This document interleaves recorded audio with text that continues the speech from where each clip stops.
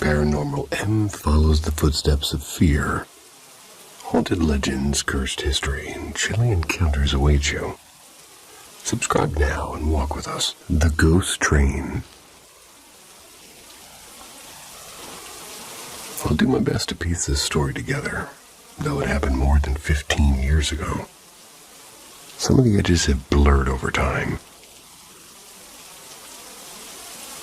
When I was about 16 or 17, my parents took me on a trip to London. We'd already spent a couple of busy days exploring the city, crammed with sightseeing, museum visits, and far too many stops at souvenir shops. One evening, after wandering through the streets until the sky had dimmed to a soft navy blue, we headed toward the underground to return to our hotel. It must have been around 9 p.m. Not too late, but late enough that the crowds had mostly melted away at that time. We entered a quiet underground station to catch a train. Our hotel was near the Greenwich area, so we needed to change lines halfway through the journey. The first leg of the trip was uneventful. It was only when we reached the second station that the night took a strange turn. I can't remember the name of the station anymore, but it was farther out and less central and less crowded. The tiled walls echoed with the hollow sound of our footsteps. A train had just departed, and the screen above the platform said the next one would arrive in about 10 minutes. We wandered to our usual lucky spot, where we liked to guess where the doors would stop. And we were the only ones there. We were chatting quietly. A few minutes later, a young man and a woman joined us at the far end of the platform. They were standing close together. Clearly tourists, too. Then, earlier than expected, we heard the familiar low vibration of a train approaching from the tunnel. My dad picked up his bag and got ready to board. My mom smiled pretty tiredly. We were all eager to get back.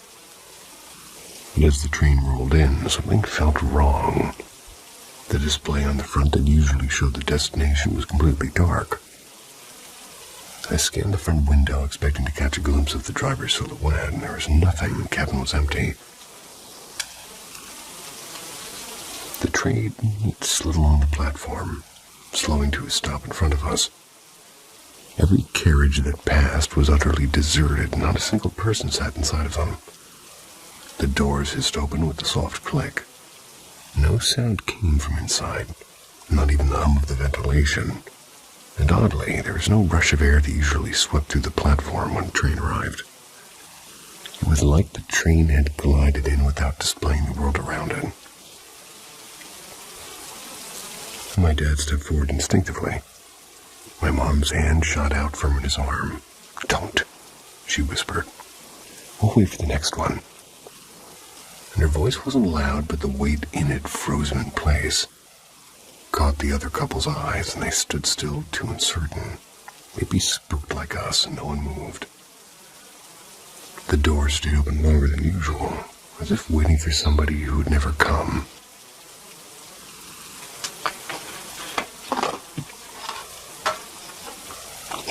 Excuse me. Oh my gosh.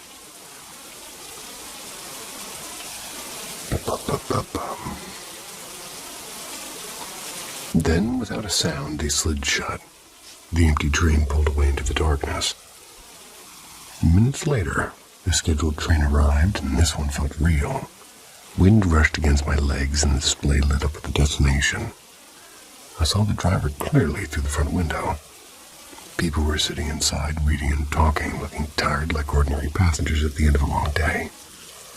We got on, and my dad asked, half joking, half confused, "What was that all about?" Mom only shook her head and said that train wasn't right. If we'd gotten on it. She didn't finish the sentence, and she didn't need to. I've often thought back to that night.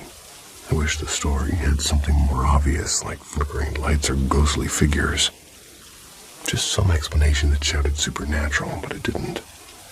Even supernormal would be fine. Just an unscheduled train with no passengers, no driver, no destination, and no sound. And all I know is this. I've never been so certain in my life that we weren't meant to be on it.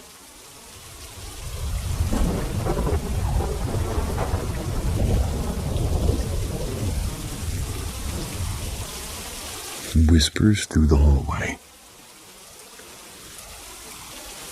When I was about 11, maybe turning 12, my family moved into this old brick house that had been around since the early 1900s. It wasn't a grand mansion or anything like that, but it had that creaky, echoing feeling that old houses usually carry. In the bathroom upstairs, hidden behind an oddly placed wooden shelf, there was a narrow door that led to a storage crawl space. Every time I passed by it, something inside me would tense up. I couldn't explain why, but it felt like the air in there was heavier somehow. I'd hold my breath a little and walk faster whenever I had to go in. About 2 or 3 months after we moved in, when everybody had already gotten used to the place, I started to hear faint tapping sounds from behind that crawl-space door at night. It might have been the pipes or a squirrel or something completely normal, but it didn't sound like that to me. It was too slow, too deliberate. Out of curiosity, I brought my dog into the bathroom one afternoon, as we all do. Normally, she loved exploring every corner of the house, but when I set her down facing the little door, she froze, growled low in her throat, and backed away with her fur standing on end. Strangely, a few nights after that, the tapping stopped entirely. Then one night not long after, I'm lying in bed with the door closed and the window shut tight. There was no draft, no breeze, nothing. Then out of nowhere, a warm gust of air brushed across my cheek, like somebody had just sighed right in front of me. I sat up and called my sister's name, thinking she was messing around, but the room was empty. The next morning, I went down a rabbit hole online. I found all sorts of posts about spirit breaths, and how they were supposed to be a sign that something was there, and oddly enough, I wasn't terrified. Thought it was kind of fascinating. The next evening, I started hearing soft murmurs from the little attic storage room next to my bedroom. There's only 2 rooms on that floor, so I would have heard it if somebody came up the stairs. It wasn't anyone in my family. My mom laughed it off and said I was letting the house get into my head, but my dad took me seriously. He told me to keep him updated if anything else happened, and actually made me feel safer. Months passed, things went quiet, and then one Sunday afternoon, when we were all in the living room, my sister found this old folded piece of paper propped against the fireplace. It's one of those memorial cards, the kind they give out at funerals, and it reads, "In loving memory of Margaret, 1919 to 1987. We didn't know any Margaret, and none of us had put it there. So we tucked it away in a drawer. But the next week it shut up again on the mantel, and then a few days later it was gone. Then back. Went on like that for weeks. My prank-loving brother was away at university at the time, so it wasn't one of his jokes. We all agreed on that much. The last thing I think I remember happened late one evening. I think I was alone and I was making hot chocolate in the kitchen. And suddenly, the sound of a piano began playing. Loud but muffled, like somebody was pressing the keys through a wall. I stepped out into the hallway and there was silence. I went upstairs, nothing. But the moment I stepped back into the kitchen, there it was again. The neighbors were away, no car outside, no lights. I just stood there holding the mug, trying to make sense of it all. And that was the last strange thing that ever happened in that house, at least to me. Maybe it was all in my head, and the house was old and the nights were quiet. I was only 12. But sometimes, even now, I still remember the way the warm breath felt against my face.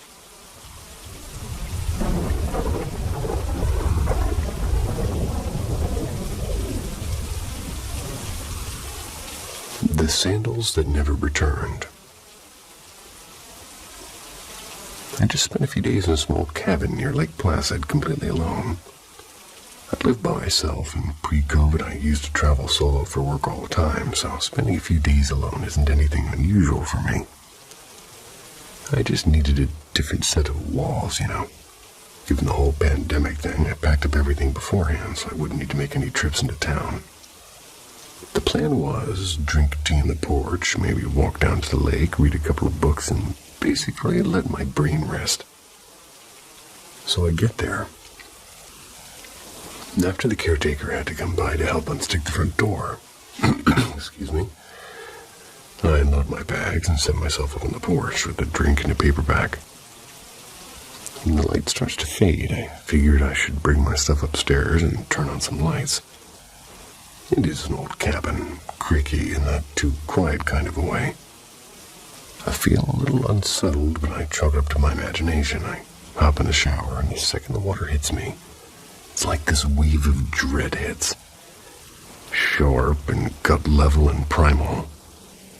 I rinse off as fast as I can, step out, without even meaning to, avoiding looking down the hall toward one particular room. It's like that air you breathe when a storm is about to break.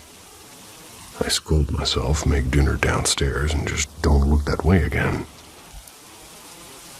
The night is uneventful but restless. I wake up early, make coffee, and feeling ridiculous, close all the upstairs doors except for the bedroom I'm sleeping in.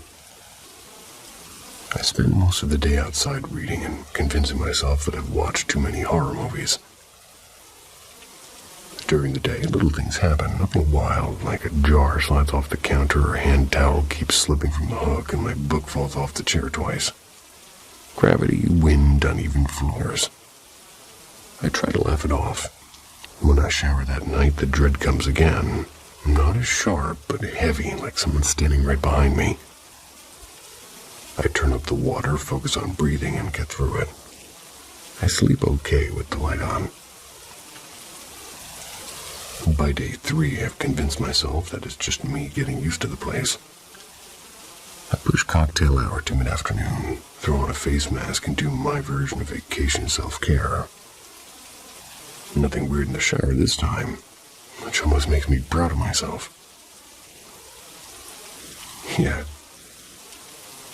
Later, I realize I've left my sandals upstairs, and I figure I'll grab them later. But I go up to pack my bag that night. The same cold, creeping feeling slides back in, just like that first night. I move fast, I forget the sandals, I tell myself I'll just get them in the morning. When the sun comes up, it's gorgeous out. Soft light on the water, birds everywhere, but my first thought as soon as my eyes open is, get out. No sound, no reason, just that word over and over. I decide I might as well pack up early anyway. Except the sandals. I tear through the cabin like a lunatic. I check closets I never opened under furniture behind the porch steps. Even the trunk of my car. They're gone. I tell myself I must have packed them in the wrong bag and slip on my slippers and leave. But when I get home, they're nowhere. I message the owner. I tell her not to bother shipping them back if they turn up. She says that she and the cleaning crew checked everywhere and there's nothing. That night the dreams start. The doors in my house slamming open and shut while something whispers right behind the wall. A shape with too many legs crawling down the hallway. A mouth that doesn't close, and I've had bad dreams before, but never like this. Never this sharp and never this close.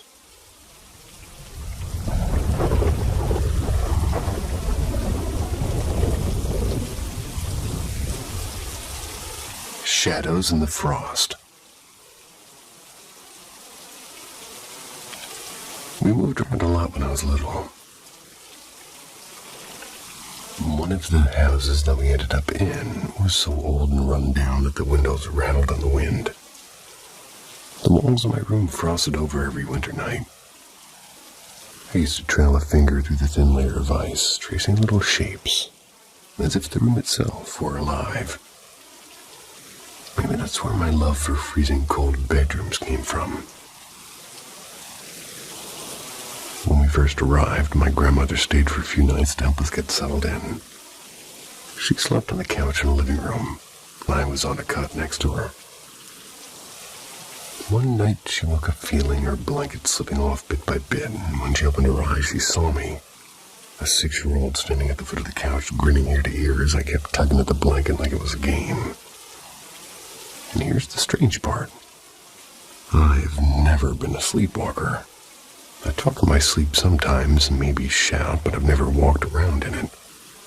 Not before, not after. A few weeks later, after Grandma went home and I had the room, I woke up queasy in the middle of the night.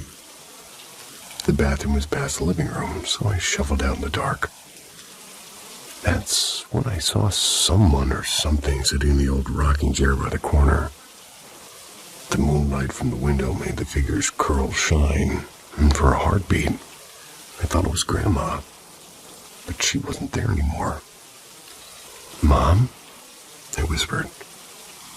The figure didn't move, it just sat there silent. And I swear I felt it looking right at me even though I couldn't see a face. My heart slammed against my ribs as I stumbled to the bathroom and locked the door, pressing my ear to it for what felt like forever. When I finally worked up the courage to peek back out, the chair was empty. My mom insisted that she hadn't been out there. She said I'd had a bad dream and I wanted to believe her. A year or so later, my older cousin came to stay with us. We played hide and seek like we always did. He was the best at hiding, almost too good. And after searching every upstairs room, I decided to try the basement. It was unfinished and dim, and the floor was painted this awful deep red that made it look like somebody had spilled buckets of blood. I used to have nightmares about it, actually.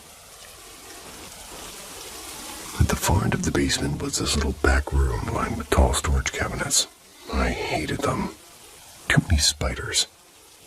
But I was determined to find my cousin, so I pulled one of the creaky doors open. My breath caught in my throat, and perched on the top shelf was a figure curled into an impossible shape.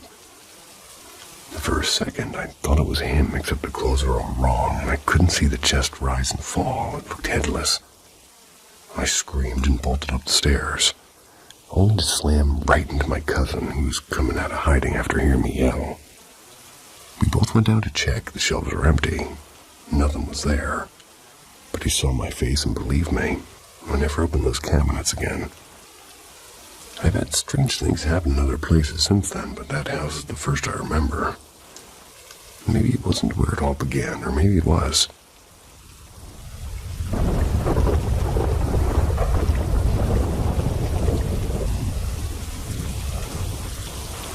The laughter in the pines. It happened 15 years ago, and somehow it still lingers in the back of my mind. And sorry in advance if this is a little bit long and kind of clumsy. The year was 2007 in Conway, South Carolina. I was a sophomore in college, and that autumn a few of us, all dorm mates, decided to go, well, I guess you could call it ghost hunting. It was for fun. We started off with the usual spots. Small cemetery near campus, but never saw anything, so I hit the internet. Back then, it wasn't like now. We didn't have smartphones, but Google and MapQuest were good enough to get us into trouble.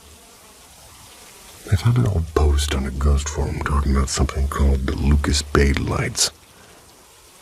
Supposedly, strange lights and sound appeared deep in the woods of an abandoned plantation. It wasn't far from campus, and since we were bored college kids, that was the excuses that we need. We printed directions from MapQuest and set the GPS in my roommate's old Honda Civic. Legendary vehicle, by the way. Especially the 2004 to 2006 model, but moving on. The paved road soon gave way to back roads, then rougher dirt roads. After what felt like forever, we ended up in a straight stretch of dirt road, maybe a mile and a half long. No lights, no houses, no traffic, and the forum said the actual site could have been reached by car, or rather, couldn't be because of a locked barrier. Sure enough, we found a rusted gate across the road. No signs, no warnings, just silence. So we parked on the empty road. We made the trip 3 or 4 times that semester and never saw another car out there. We always brought at least 2 vehicles because the self-service was awful, and a dead battery out there would have been a nightmare. Each time we came, we walked a little farther down the road beyond the gate. The path itself felt forgotten. Packed dirt was covered in weeds and small rocks. On both sides, the ground sloped down sharply into a ditch and thick swamped woods. No sign of fresh tire tracks, no sign of anything except insects and occasional rustling in the trees. I remember thinking that my biggest fear would be stumbling on a gator or a snake, and about a mile in, some power lines crossed overhead and there was a narrow trail beneath them. That became our sort of unofficial turnaround point. Nothing ever happened those first few nights except the eerie quiet. We snapped photos with old digital cameras and flip phones. A few friends swore they saw orbs in the pictures, and I figured it was just dust and bad flash. But on the last trip, we went farther than we ever had, maybe another quarter-mile past the power lines, and the night air was heavy. The kind of stillness that makes you whisper without realizing it, and then it happened. A laugh, sharp and cracked and stretched out, cut through the silence. A maniacal, almost gleeful laugh, and it came from our left. But it didn't sound like it came from the woods exactly. It felt closer, like it was right behind us, or worse, inside of our heads. We all froze. Then the laugh came again, and it was longer this time. It was almost like somebody was mocking us. We swung our flashlights into the trees, but the beams caught nothing but tangled branches. No footsteps, no shadows, just that awful laugh echoing in the dark. Someone screamed, and then everybody started running. I don't remember deciding to run, but my legs just moved. We didn't stop until we reached the cars. I still remember the sound of the gravel under our shoes and somebody crying behind me. No one talked on the drive back, no one even played music, it was just silence. And what scared me most wasn't just the sound itself, but the way everybody avoided the topic afterwards. Even the loudest guys in our group, the ones who joked about everything, didn't want to talk about it again.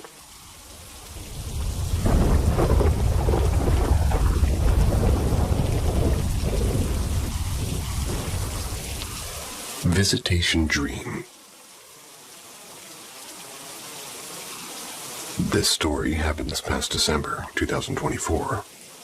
But to preface the story, my husband's grandparents had a very weird relationship. They'd been together since they were 18, and were married for 50 years. They were not very lovey-dovey. My husband's grandmother had been bedridden for about 2.5 years. They were in kidney failure. We had just found out recently that she was not a candidate for dialysis. She wasn't able to do anything for herself, and my husband's grandfather had been her caregiver during this time. We set her hospital bed up in the kitchen, and she was happy to just be home.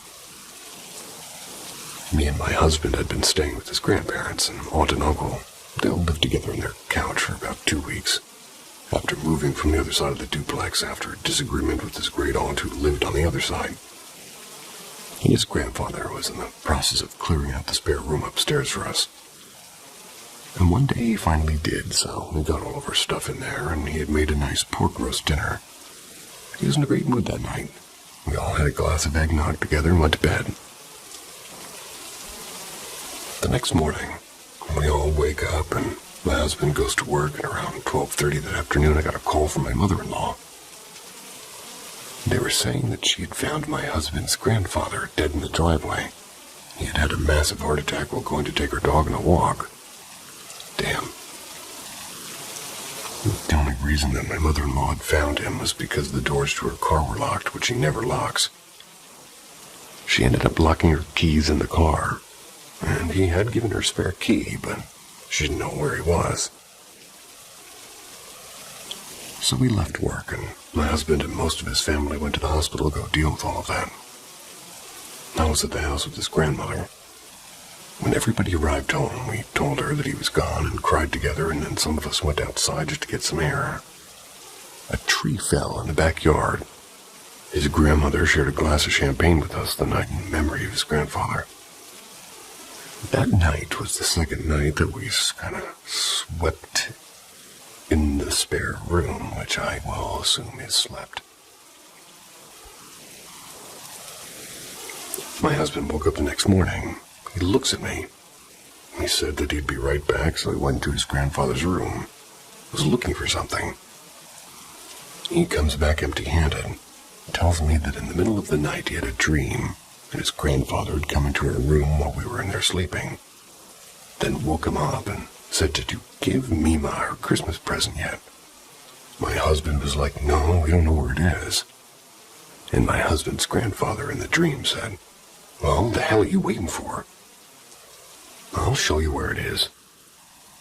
So he goes in there and he sees the present, and it's in a blue box.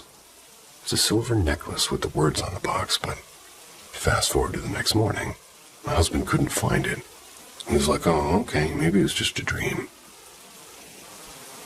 So later that day, my mother-in-law and myself, my husband and his aunt that were all living in the same house, we're all sitting in the living room. My husband mentioned the dream he had, and his aunt says, "Wait a second," and goes upstairs. She comes downstairs with the blue box that my husband had seen in his dream and says, "Is this it?" Once we actually saw the words it said, and we were in shock. It basically says something along the lines of, "To my wife, I didn't marry you because I could live with you. It's because I can't live without you." Which had a character for him.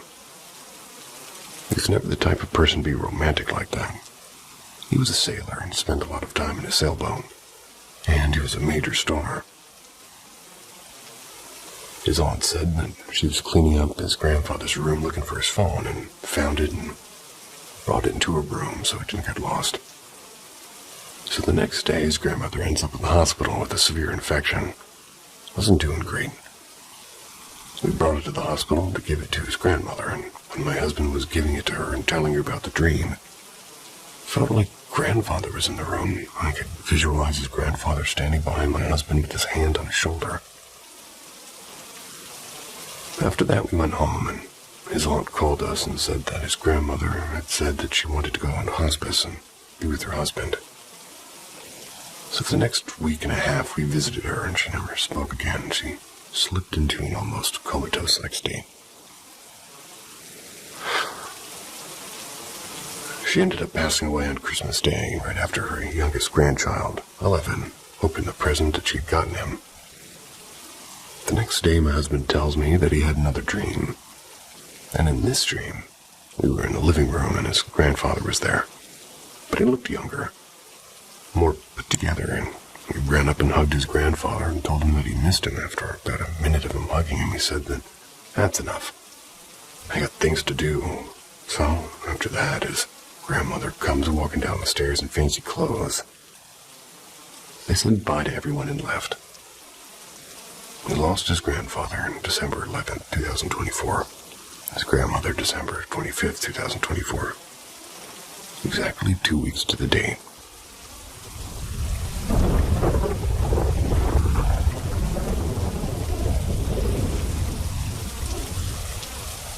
Star falling into my room.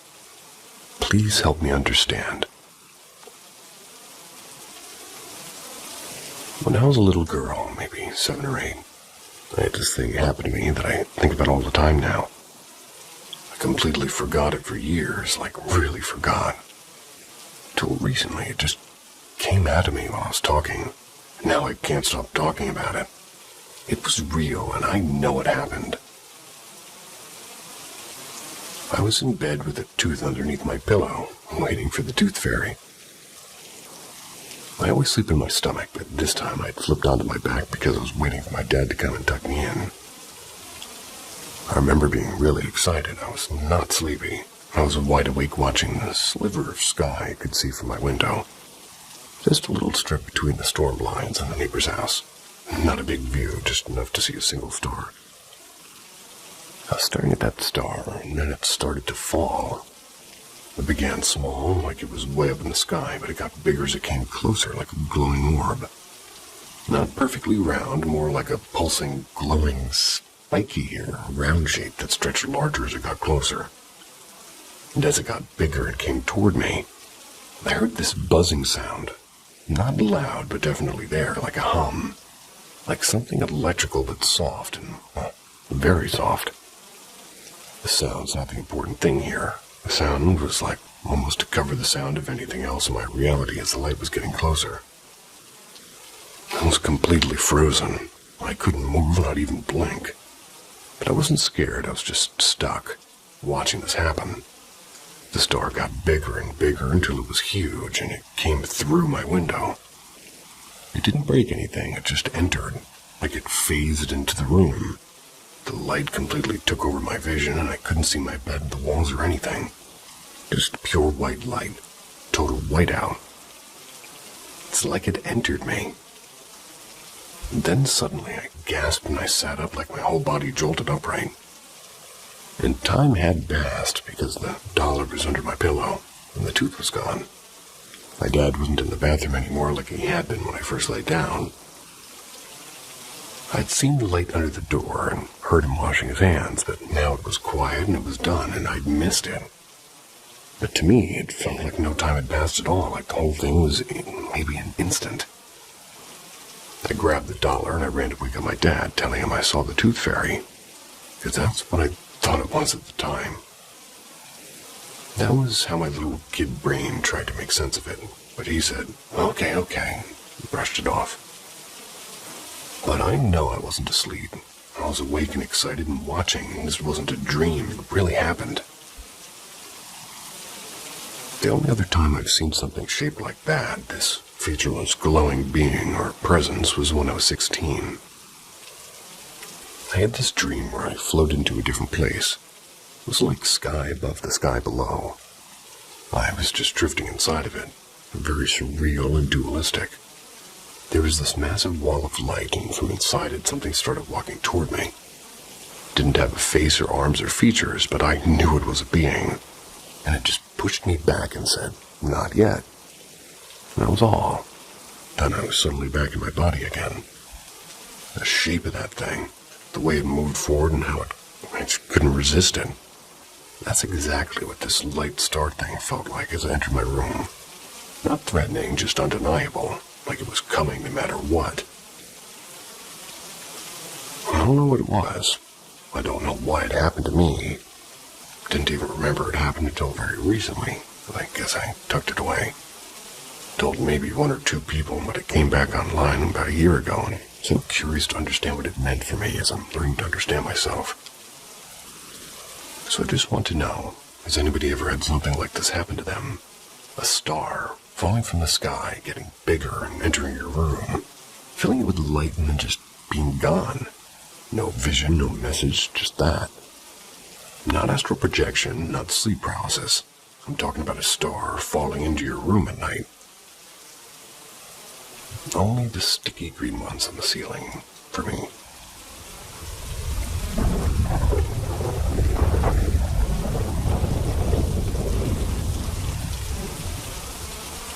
My ghost story.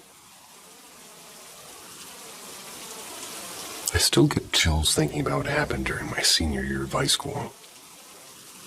It all started with this rumor about our school theater being haunted. I know. Haunted theater and tale as old as time. But I swear, this is at least my experience. When I was going through the theater program, older students used to talk about a ghost circle. A circle drawn in chalk on the backstage wall. They said it was there to bind a ghost, and everyone was warned never to break it. No one ever explained exactly what would happen if you did, but even the skeptics wouldn't mess with it. The summer before my senior year, the school started remodeling the theater. They repainted the entire place, including the wall with the ghost circle. Painted right over it, as if it never existed. And that's when the strange things began. Almost immediately, weird stuff started happening. The janitor, usually very professional, suddenly refused to clean the theater at night, wouldn't go near the prop closet anymore. She seemed genuinely spooked, and the prop closet would make banging noises like pipes clanging. But the moment somebody opened the door, the noises stopped. props would disappear or turn up in odd places. And there was often a shadowy figure on stage, which we tried to blame on the lighting. Never felt right. I got really curious after everything creepy started and did some research about the ghost story. Found out that a former student, deeply involved in a theater program, had died in a car accident years earlier, right before a show.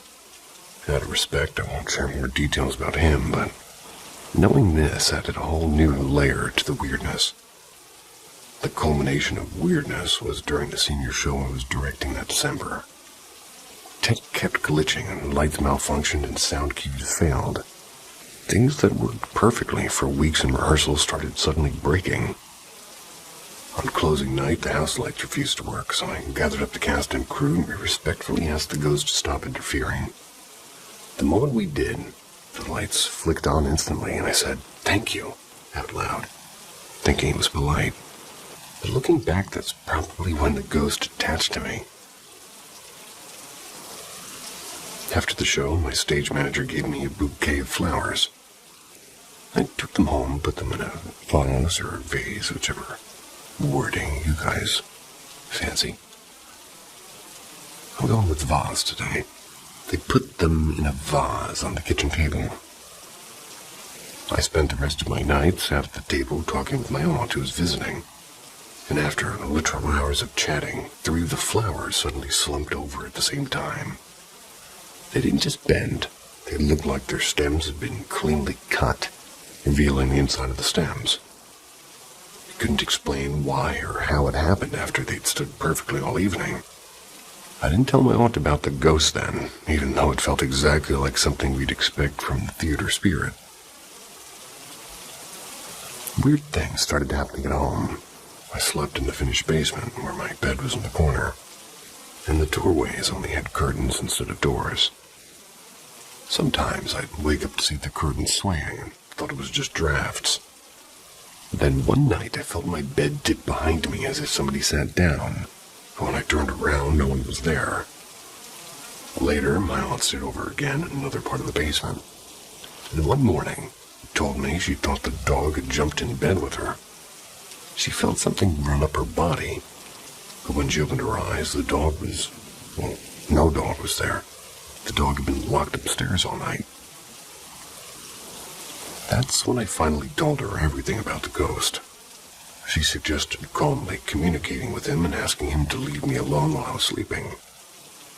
We kept it between us and didn't tell the rest of my family yet. Months later, one of my sisters had a friend sleep over. She and my sister shared a bed while my other sister slept on the ground next to them. The next morning, the friend said that the sister, who was supposed to be sleeping on the floor next to the bed, held her hand all night. She gushed about how sweet it was. But the sister denied this, saying she went back to her own bed early, didn't hold anyone's hand. The friend was so freaked out she never stayed over again. And eventually I told my family about the ghost following me home, and they shared their own experiences. One sister heard a loud bang one night and found a bag had fallen off a shelf for no reason. Another kept hearing noises from her closet that stopped whenever she opened it. But luckily, nothing was ever out of place. That was just the beginning. There were more strange incidents over the next couple of years, like noises and movements. Little things that still make me shiver. But then, almost as suddenly as it began, it all stopped, and it's been years now. I have no idea why the ghost left or what made him move on, and my family and I almost joke about him now. Like he was just some weird, invisible member of the household. Since then, nothing unusual has happened, and life's gone back to normal. There were a few other incidents that came to mind for me writing this post. I'll have to ask my family to remember the majority of them. It's not the scariest by any means, but I swear to everybody I know, we had a ghost for at least a few years.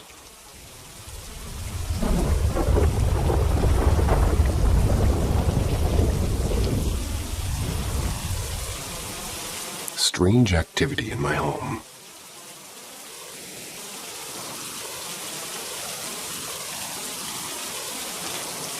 Hi.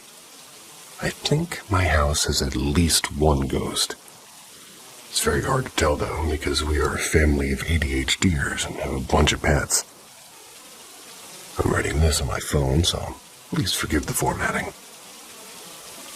For some background, I grew up in this house.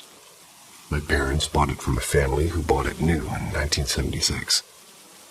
Only lived here for about 4 years. My parents rented it out to one family for about 4 years in the 90s before I bought it from them and moved my new little family back in.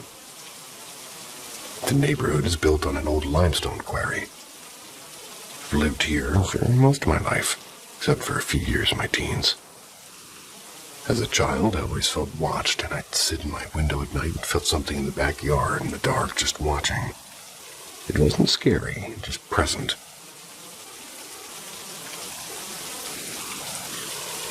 There's also a central part of the house, between the hall and the garage and laundry room, that feels spooky. My sister corroborated the spooky feeling one time when she was visiting and told me about a time when she was doing laundry. She was overcome with the feeling of get out.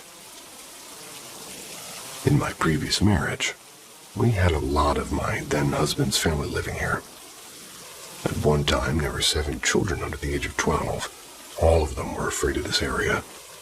Multiple adults have pointed out that it feels eerie there as well.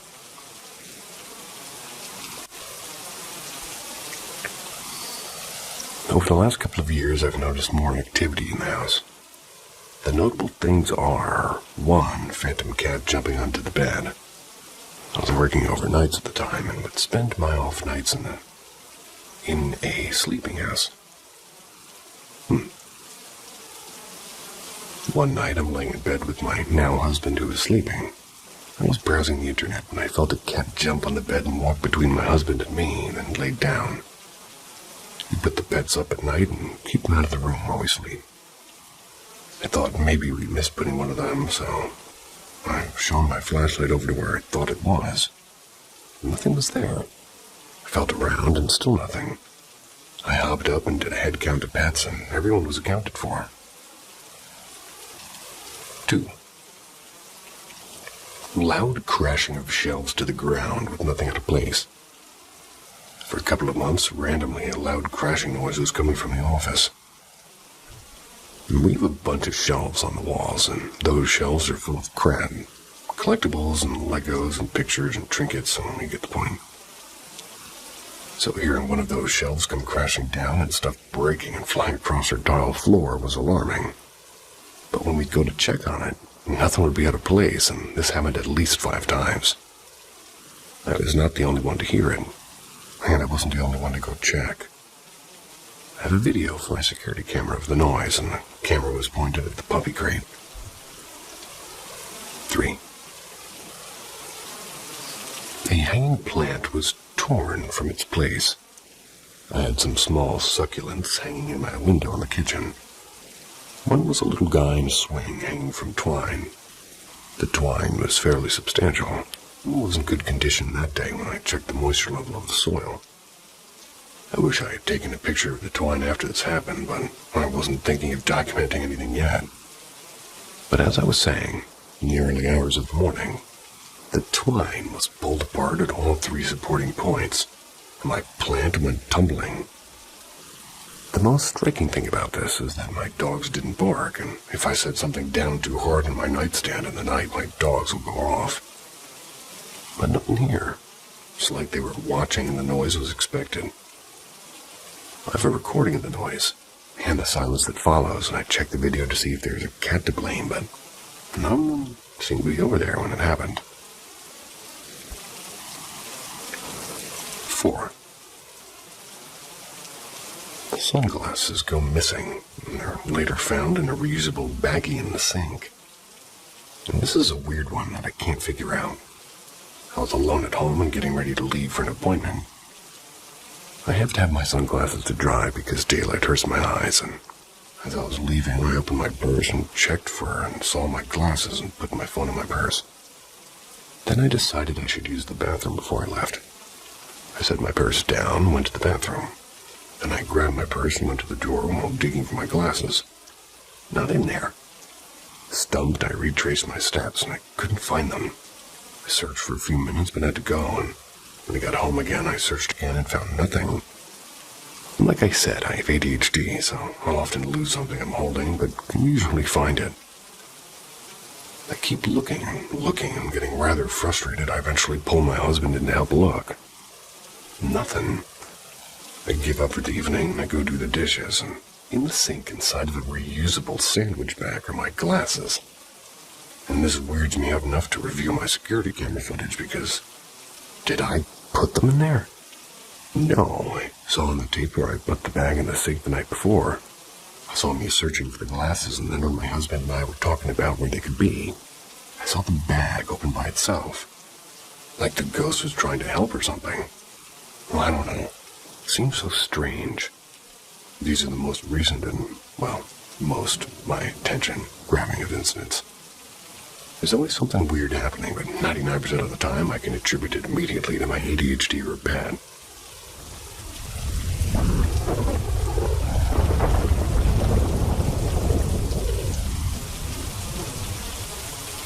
I saw things as a child, and they're happening again.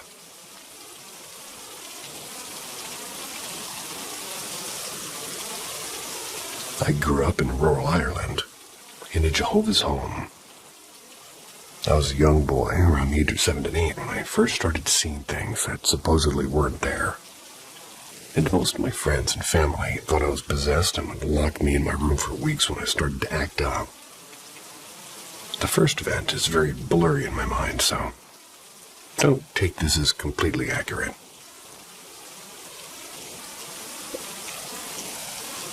First spooky event. It was around midday. My mother was in the kitchen. My father went to Dublin with a few of JW friends, which I'm assuming is Jehovah's Witnesses friends, to preach there. I was outside playing with my brother, probably soccer or tag, and he asked me to get a bottle of water for Mom, so I go in and my mother's lying on the ground with a puddle of blood around her. I screamed, kneeled down to her side, and hugged her. Her body.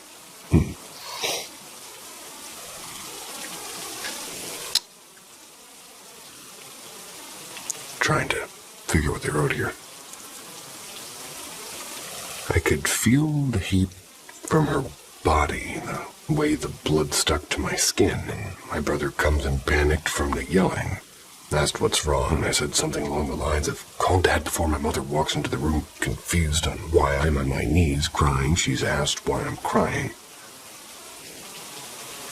I looked her and looked back, and the body's gone, and so is the blood.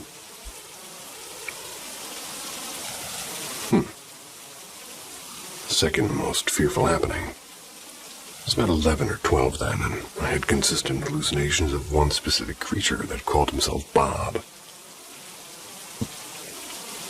He was about 2.5 meters tall, had pale white skin with long arms that stopped at his knees. His head a light string of gray hair, but other than that he was bald. He always hand-ripped white hospital gown-looking thing. Bob mostly came in sleep paralysis, where he'd cry while facing the corner. After a few months of this consistent appearance, I was watching TV.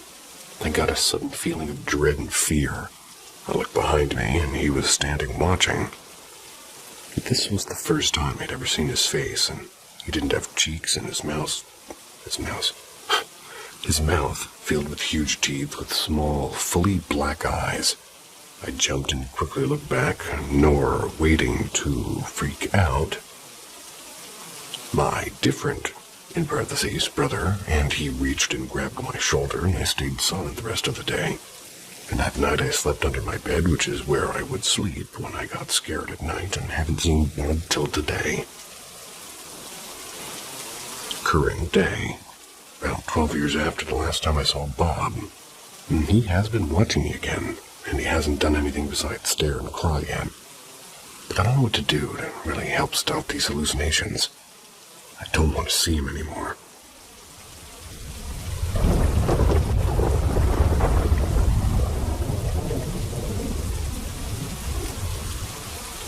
My haunted house. We bought this house 1 year ago today, July 8th. We were told when we came to see the house the previous owner had died. But it wasn't until we were a week or two away from closing that I found the obituary and read that she had died at her home. Immediately when we moved in, I started seeing things. My 18-year-old daughter said it was haunted from the moment she stepped in. She was not with us when we looked at it, and this was after we had bought it. It started with me seeing what I would say is a woman walking from the dining room to the living room as I went from the living room to the kitchen. It makes a big circle. The house is a tri-level, so the main floor, then stairs that go up to the bathroom and bedrooms. Separate stairs that go downstairs to the walkout basement. And that opens into a utility room and a second bathroom. Also, for moving in, every time I'd go down the stairs from the bedroom, I'd see somebody standing at the other stairs. It's hard to describe this, but there is a window with no glass. Lets you see to the other stairs that go down. A friend has experienced this too, and I haven't happened in months, and nothing has changed. I kept all this to myself, but my husband, who's been a non-believer until recent years, and experiences that sort of changed that, started seeing things. He had a black shadow walk up to him in the bathroom. He thought somebody had came in until he saw it disappear. It freaked him out. And he has seen shadows other times too. I've seen shadows walk by and move doors. The weirdest thing would be seeing what looked like a person reflected in the TV when it was black. It was like somebody bent over looking at the TV very closely, and then they stood straight up and stepped back. And I've seen my husband a few times, and it wasn't him. He woke up, got out of the bed, and he was asleep next to me. So I was trying not to wake him. Started downstairs and realized he was asleep on the couch. Went and checked, and the bed was empty. The newest thing was last night. I just turned my phone off, and I was just settling to go to sleep. And I wear a sleep mask, so it was on. I felt an arm on my hip and slide across. Took my mask off, rolled over and checked my husband, who was asleep with both arms under his blanket. We had separate ones. I hadn't felt him move, and this is the first time it's touched me. Very weird. Before somebody asks, yes, I have cats, but my door stays shut. They're not allowed in my room. Sorry this is long. It's not even everything that's happened, but there's a big chunk of it. I should tell some of my other ghost stories sometime.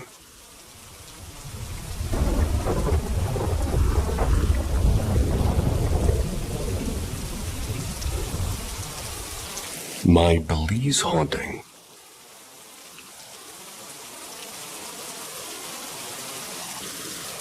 I never had a story to contribute, but that changed in May of 2019.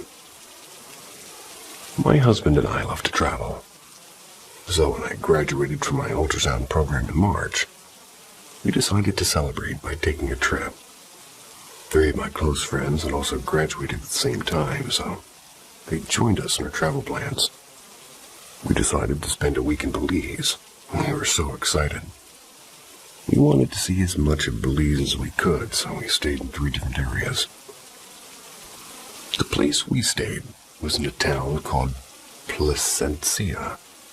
We got a room with these beautiful sort of cabanas right on the beach. We stayed there for a total of 3 nights. The first night was uneventful. The second night, unfortunately, didn't go as smoothly. After a super fun day of beach activities, we decided to head back to the room to get some much-needed rest. However, when we got back to the room, it seemed that the atmosphere had changed a bit, and I felt immediately uncomfortable, but pushed that out of my mind since I was so exhausted. My husband and I were sleeping in the living room, adjacent to the kitchen. Down the hall from the kitchen was a room to the right where 2 of my friends, Ashley and Brianna, they were sleeping. And a room to the left where my friend Selena was sleeping. At the end of the hall was the bathroom. I woke up the second night around 2:30 a.m. to a very loud noise in the kitchen. It sounded as if somebody was banging pots and pans around and clanging the silverware. My husband was sleeping soundly next to me, so I thought it was one of my friends making a midnight snack. I was angry that they were being so loud. There's a little divider between my side of the bed and the kitchen, so I had to lean over to see who was making the noise. I was about to say something to them, but I didn't see anybody there, and the noises stopped.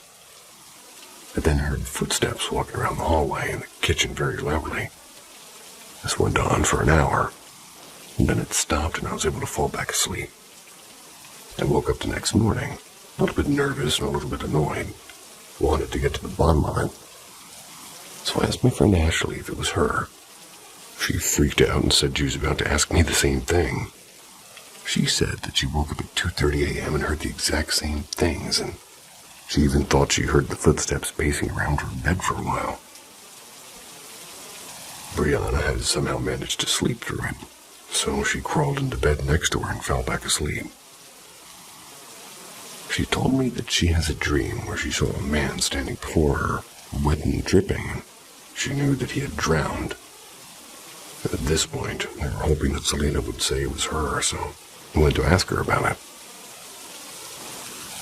Unfortunately, she had woken up at the same time and heard the noises, and the steps went into her room and around her bed.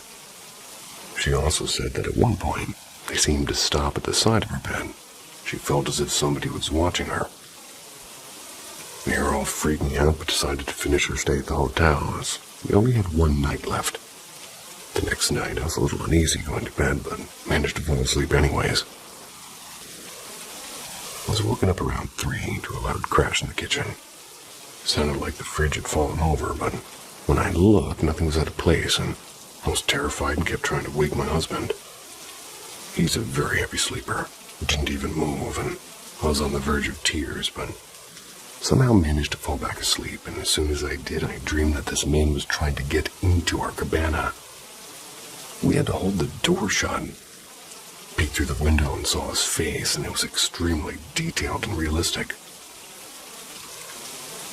He was a white, bald man with a blonde mustache and looked angry. Eventually, he shoved his way through the door and then shoved my chest. And as soon as he touched me in my dream, I woke up. I felt the sensation of hands in the place that he shoved. Quickly went away. I was awake for another half hour, too terrified to move, but luckily, the sun started coming up and I felt safer. Everyone woke up and didn't have anything to report, so we packed up and hightailed it out of that cabana to the airport. Happy to be going home. We couldn't research anything because the Wi-Fi was awful, so we had to wait until we got home from our trip. As soon as we landed and we started doing research, came across this article about a man who'd been drinking at the bar next to our resort, went out for a swim and ended up drowning, just like the guy in Ashley's dream. They pulled his body up into the beach in front of our resort. The article featured a picture of the man who had drowned. He was a white male with a blonde mustache, like the guy from my dream. We all freaked out, but we knew it was him who was banging around our hotel at night. I emailed the manager, but she defied everything. Maybe defied. Never encountered anything like that, and I can definitely say I'm a firm believer. And it was a lovely trip, but we will not be going back to Belize.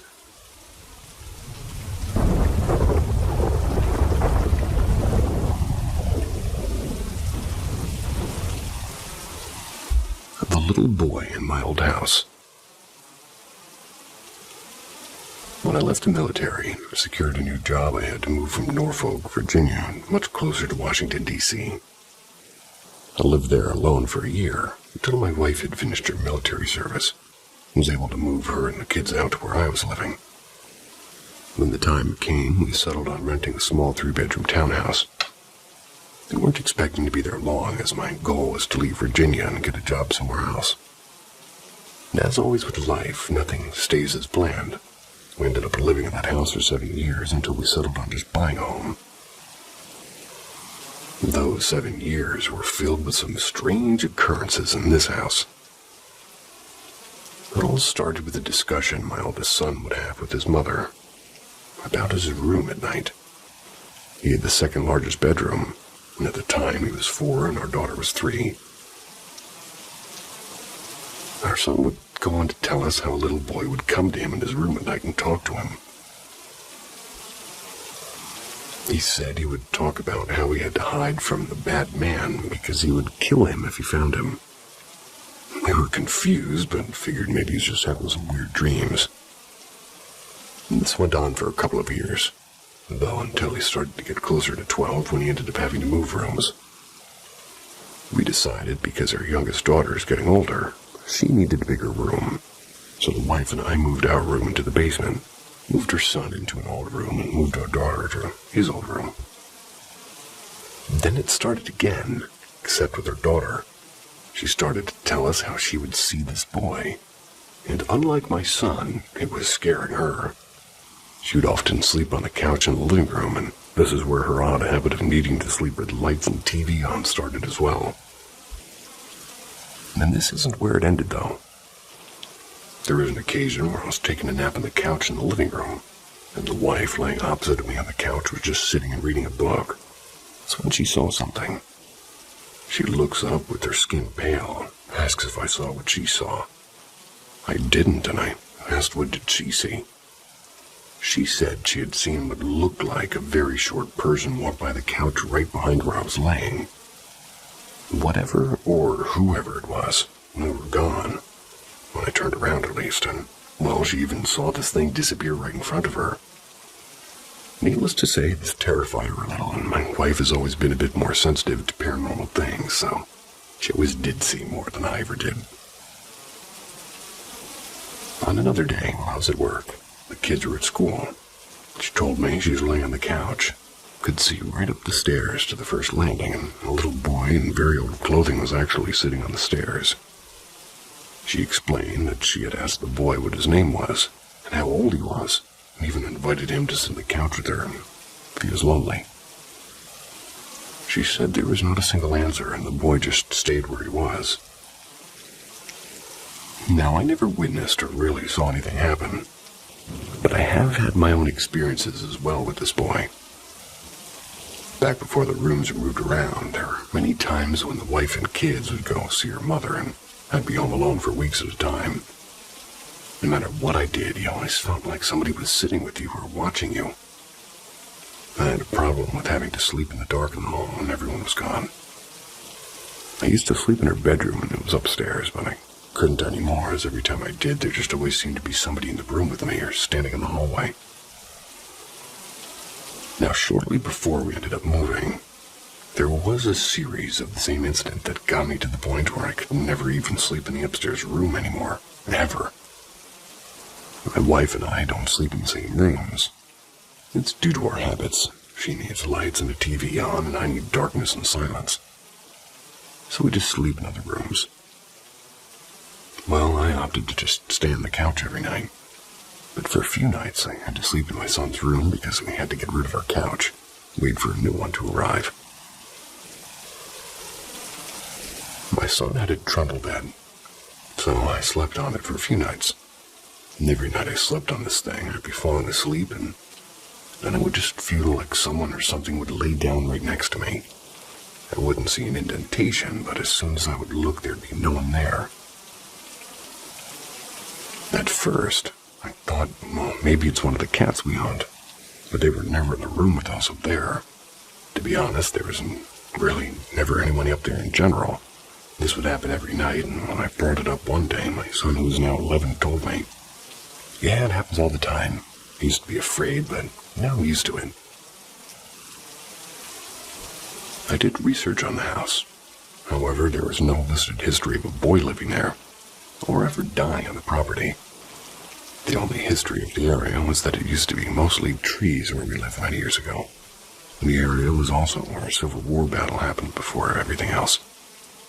Still no mention of the deaths of young children anywhere. To this day, in an odd way, I feel horrible about moving out of that house, because being a parent has made me feel as if we left a child there to be lonely. And perhaps that's all it was. This child's spirit was just happy there were people there. Now he didn't have to feel lonely anymore. Who was this little boy?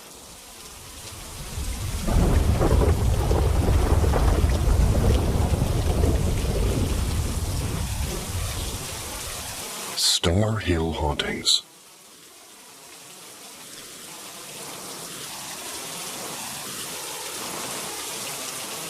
In a small town in upstate New York, about 15 minutes north of Utica, there's a place called Remsen. It's home to quite the hot spot for unexplained activity. Star Hill, as it's known locally. It's a point on Star Hill Road in Remsen, New York, where the Penn Mountain State Forest meets the road.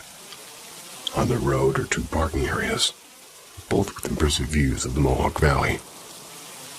You will find two lookouts, one along the actual road and another off of a trail that turns off the road and goes into the forest. Locally, we refer to them as the first and second lookouts. The first being the one by the road, the second being the one in the forest. So I'll be referring to them as such. Up this trail is also a cemetery, a small cluster of buildings, if you can call them that. A small body of water known as Hatch's Pond, and a radar dome with a sign from the U.S. Air Force prohibiting anybody from getting too close to it. I've gone there. All of these locations have their share of strange activity. Over the years, people have mostly used this as a gathering spot. It isn't uncommon to go there on a nice weekend in the summer and find people camping or some high school kids having a party. That is, or at least was, mostly what it was known for. High school-type parties. I've spent my fair share of time here over the years. I've only experienced one of these myself. It's just the kind of place everybody seems to have a story about. Stories vary from hearing screams in the middle of the night to floating orbs of light crossing the road and disappearing into the woods. I'll outline all of these phenomena and provide some possible explanations. The orbs. Undoubtedly, the most popular story is that of the mysterious floating orbs that can be seen alongside the road by the first lookout.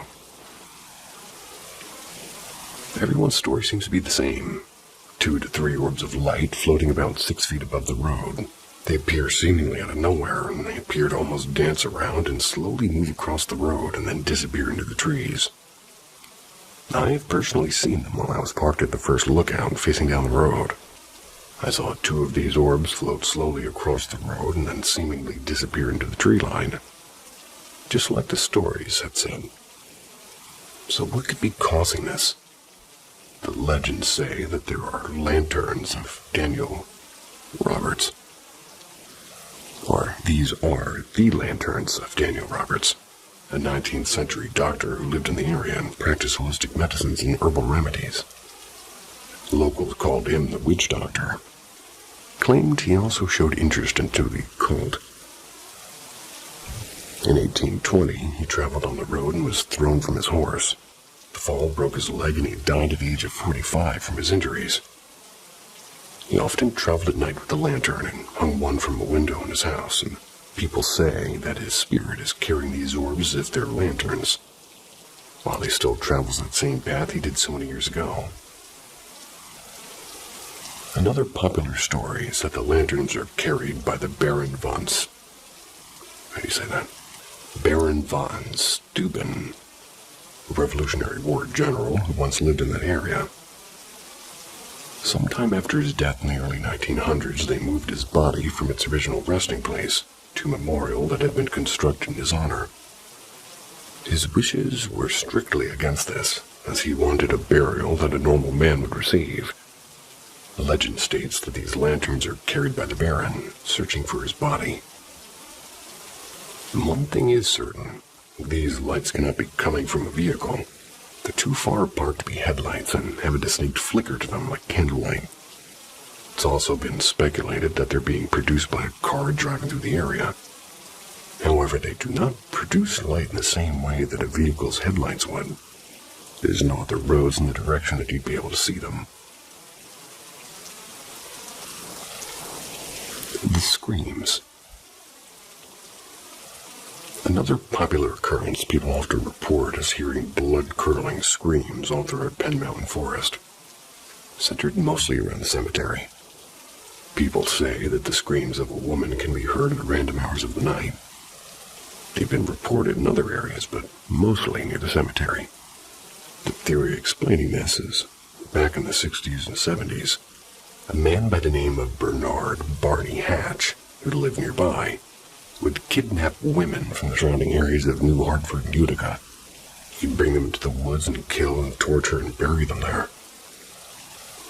They're only ever to pin one crime on him, and that was the murder of Mary Rose Turner, April 26th, 1973.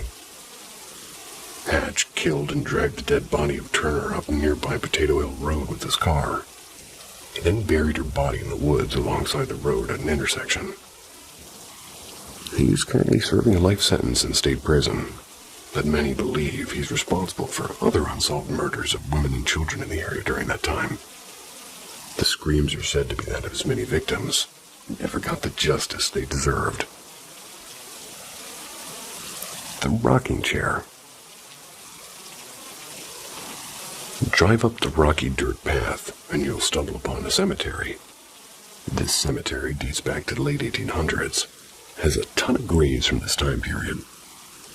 There was once a rocking chair here. It's been said that anybody who sat in it would die within the next 24 hours. Today, it's no longer there. The story goes that a young lady had gone there with a group of friends. Some of them had dared her to sit in the chair. Knowing the legend and dismissing it, she sat in it anyways. The next day, that girl was killed in a car accident. The father, after talking with one of the grief-stricken friends, had learned about the dare and legend. He went up to the cemetery and destroyed the chair, so no other parents would lose their children to this chair. Evidence of this is scarce and almost non-existent. However, many do report that there was in fact a rocking chair there at one point, and it had simply gone missing. No one seems to know what happened to it. There's also signs posted around the cemetery saying that there are security cameras in use, 2 of which can be seen mounted on trees. They seem to be pointed in the corner where the chair supposedly was, and it could be argued that they were put there to deter vandalism, which unfortunately seems commonplace there. That, however, does not explain why they'd be focused on that corner in particular. Miscellaneous occurrences. These events are not popularly reported or experienced by a great number of people that visit here, but a few people have shared these stories with myself and others, so I believe they deserve to be listened to in some fashion.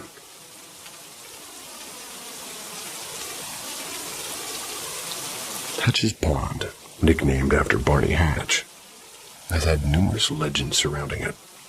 Stories of it being used at some point by the Mafia, which had a large presence in Utica for years. The alleged body dumpings are plentiful. However, no evidence to support this has ever come up. According to some, the whole force was used at one point or another by the Mafia for various reasons, since it was remote and far away from the city. Not only a story of a local tow truck company pulling a car to a pond could possibly have a connection to this, but no evidence of human remains were found in it, and it was deemed most likely that somebody had stolen the car from a dealership and dumped it here. This is somewhat supported by the fact that it was a relatively expensive vehicle at the time, and reportedly had extremely low miles. No evidence of it being used for a body dump ever surfaced. There is a small collection of structures near the pond, dubbed the Hermit's Village. Many people have claimed that a hermit had once lived in these small structures and would be aggressive toward people traveling by. There's no recent evidence of a person living there, and it most likely was used as a sort of hunting area back in the day. Basements of long-forgotten structures can also be found in the surrounding area.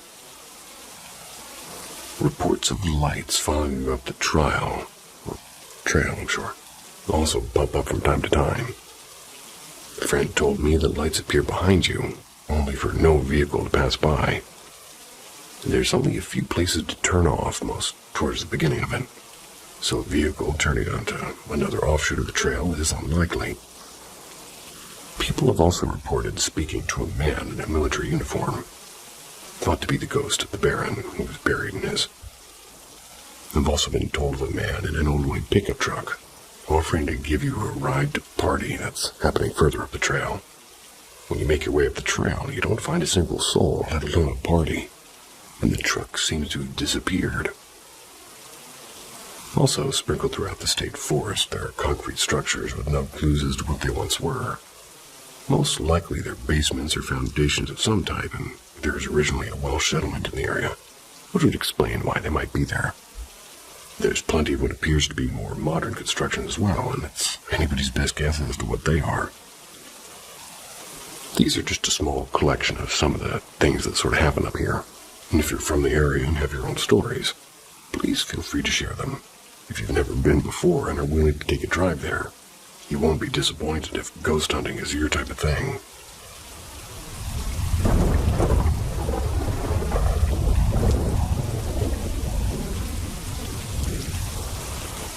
Four-year-old suffering visual and audio hallucinations. There's a very real chance my 4-year-old is a schizophrenic, but doctors tell me this is rare. They've ran her through a battery of tests this past week. MRIs and spinal tap, and now injecting her with steroids because of a gut feeling on a possible result that may take weeks to come back. To begin with, this started Friday, August 28th. We sent the child to bed, and while the rest of the family watched Bill and Ted face the music.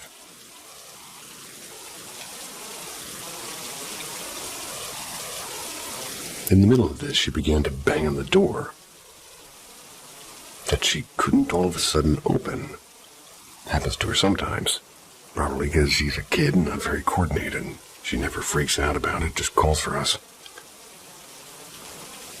That day she was definitely perturbed and frantic. Then started talking about the cloudy people. We didn't really put much stock in it, and she ended up sleeping with us that night.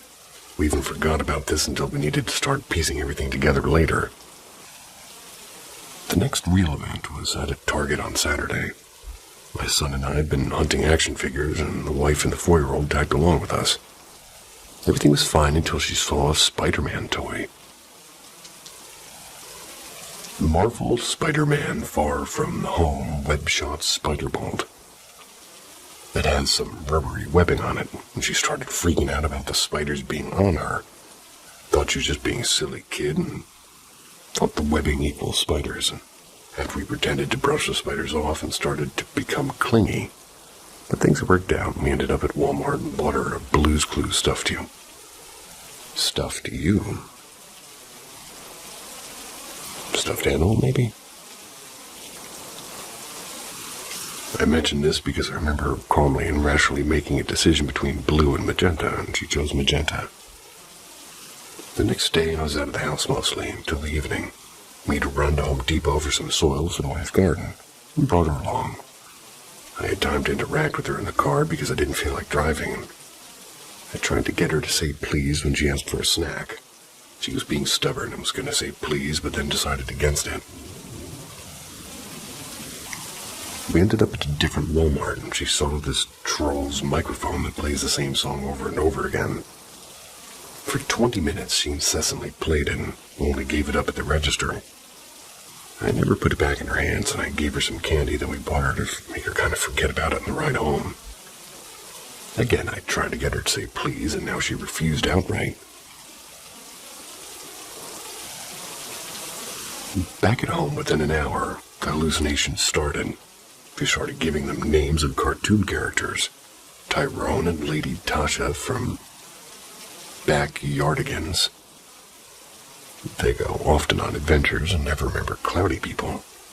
I checked my Plex records, and she had watched them on 8/26. A few days prior to the event on Friday. Prior to this, she had watched them on 8/21, and before that in March.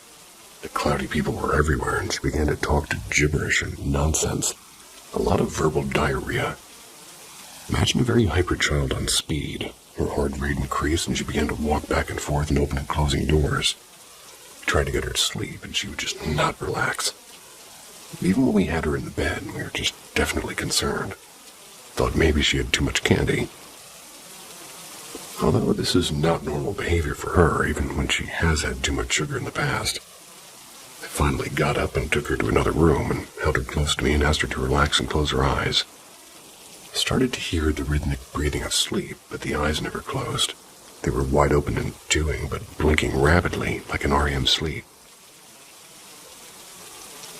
The next morning she slept until past 12, but ended up waking her, just wanting to make sure she was okay.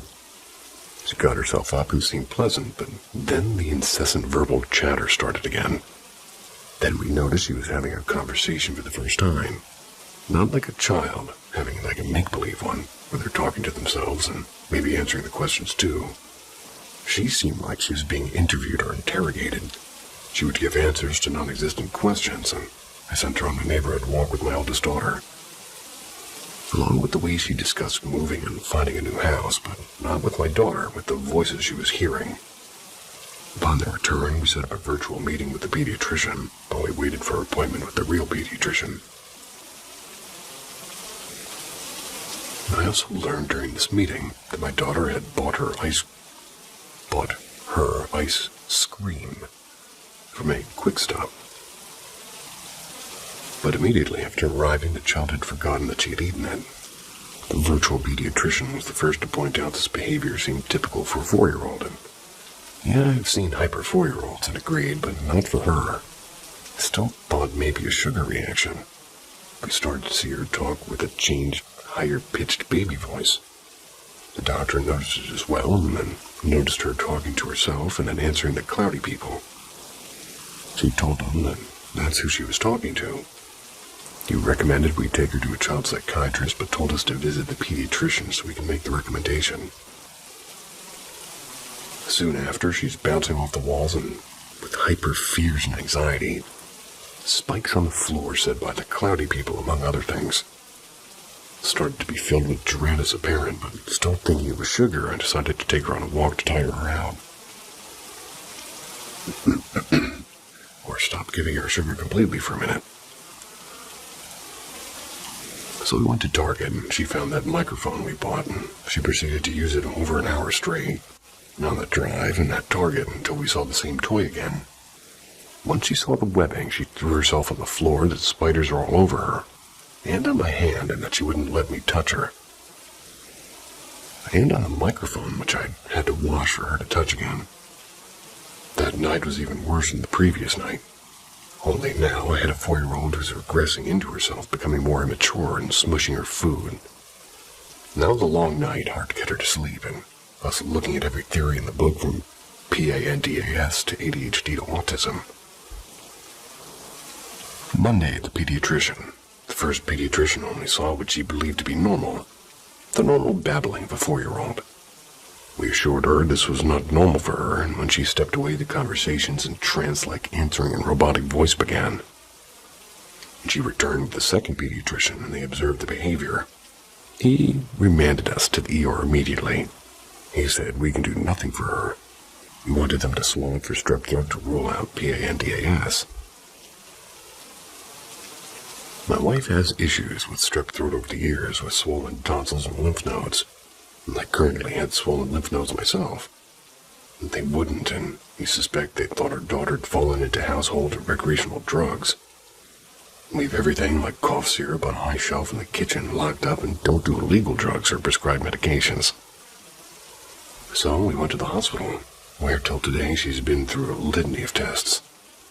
She has baffled and scared quite a few doctors, and today left what seemed to be a very sure of her psychologist with the case of the I don't knows.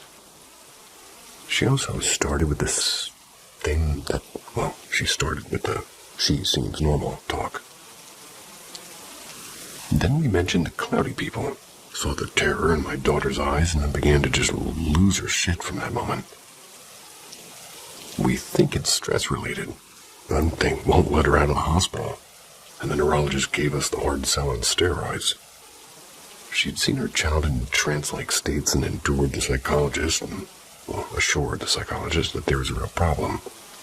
I hated agreeing to the steroids, but I just wanted her home to rest, and the hospital had been traumatic. She's been referred to the nursing staff as killers, and her hospital gown as jail clothes, and described a jail area somewhat in the hospital. But here's the punchline. I decided to talk to her to get through to her, ask her about the cloudy people and who they were and what they were doing. And she said the name George. I said, "What does George do?" "George and Harold make comic books," she said. "Captain Underpants is a favorite of my son. It just so happened she watched it at the hospital, and I'm getting nowhere." So frustrated, I said, "George and Harold are on the TV. It's Captain Underpants. Tyrone and Lady Tasha are backyardigans. And they're on TV too. They aren't real." She gets quiet and whispers, "They have the same name." "The same name as who? George and Harold?" "No, as the George at home and Georgie, the fucking dog, who's a rescue off the streets, whom we named Georgie because our child, who was still growing at the time, just said the name out of thin air. We thought it was cute and assumed it was from a cartoon and thought nothing of it." She stopped talking soon after that. We feared autism and we took her to speech therapy. Eventually started talking again. But if that wasn't enough, my wife's sister watched her today at the hospital. When the sister was leaving, she told my wife that she also talked to ghosts as a child. My wife realizes that, well, she had repressed those memories. Now I've been home without my wife for 5 nights, still a skeptic and jumping at every strange noise I hear in the night.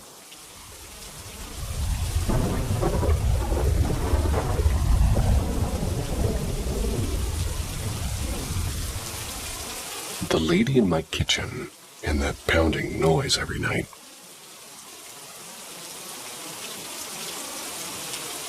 Without further ado, I suppose I should start like when I was young. I lived with my family. My parents and an older sister in a trailer home on a plot of land behind my grandparents' house, which was, no kidding, a large 2-story pink house. It was in Texas, in Galveston County to be more exact. Behind my parents' and grandparents' property was a family with their own business there, which was a large U-Haul rental place. The family that lived there was a wife, 2 daughters, and husband. I won't be naming any names except one, the husband. There was a man named Timothy Gribble. Now, Timmy here was a convicted murderer, strangled and raped 2 women, and he was given the death penalty and executed back in 2000. I lived in the trailer up until maybe 4th grade, then ended up moving to a pink house to house sit it, since my grandparents moved to a new home for retired folks. Now I'm mainly just trying to at least place the setting. Perhaps it'll help to bring some understanding as to what I experienced over the years on these properties. Even when I was a kid and moved into the pink house, or even visiting, I always felt off being there, like something just wasn't right. Nothing really happened though until I was in 6th or 7th grade. First it was a weird thing with the front door, and it would just open on its own. At first it would just open slowly and stay open. Easily explainable, right? A door unlocked, old house. Town sitting on a fault line, so the foundation wasn't exactly the best. It never really weirded me out, and what was weird was one night, around 8 or 9 p.m., I'm just watching TV in the living room. The door just opened and closed itself quickly twice. It didn't creep me out right away because I figured, oh, it's just my cousin, and he said he's coming by to pick up an inhaler for my mother. They both have asthma. He was known to be a little bit of a jokester toward me, so whatever, I'll just see if it was him. I looked outside and my driveway was empty. Asked my mother if he had just came in, and she said no. So I put it out of my mind and moved on. Fast forward further down the road, I laid down for bed and I started hearing a faint noise, like a hand faintly pounding on the wall or floor. From there, I would hear this every night. I disregarded it since nobody else could hear it, so I was just imagining it. It bothered me for a while, and I just accepted that it won't go away, and I'll just once again move on. I figured if there's something, it's just doing its thing, and as long as it left me alone, I'd leave it alone. Then the night I actually saw something I couldn't explain, and to this day my family swears I just imagined it. It was around 3 a.m. I'm in the living room playing a video game on the TV. And I want to say this was around when Nintendo 64 was around, because I kept remembering the game Killer Instinct Gold from that night. So I go to the kitchen to get a drink, and I look across the room, and there was a figure standing there, and I froze. My dining room and kitchen is a bit large, and I'm standing at the entrance next to the staircase, looking across the dining room past the bar to the kitchen. And the figure was a woman, and she was a slim-build, wearing a long nightgown, and had no head. There wasn't a bloody stump where the neck was, just there was no head, and as I said, I froze. I wasn't truly scared, just unsure how to react. Just wasn't processing what it was that I was seeing. Turned around, went back to the living room, and just sat down confused. I kept thinking about it. I kept pondering. Did I really see that, and was that real? So I got up and went back in there, and she was still there, never moved. Just standing there. I went back in and out several times, and she didn't leave. And I finally said, "Okay, you stay there. I don't care what you do. I'm going to my room and going to sleep." No response, not even a wave and nothing. So I went to bed and laid there all night until 6 a.m., terrified, wondering what if she'd come up here into my room. Thankfully, that was the last I saw her. There were other experiences that happened in that house, and even in my old trailer home. A couple of weeks after that, we're doing some remodeling work in my room, so I wound up having to sleep a few nights in my parents' room on the floor. And as was every night, the faint pounding noise continued.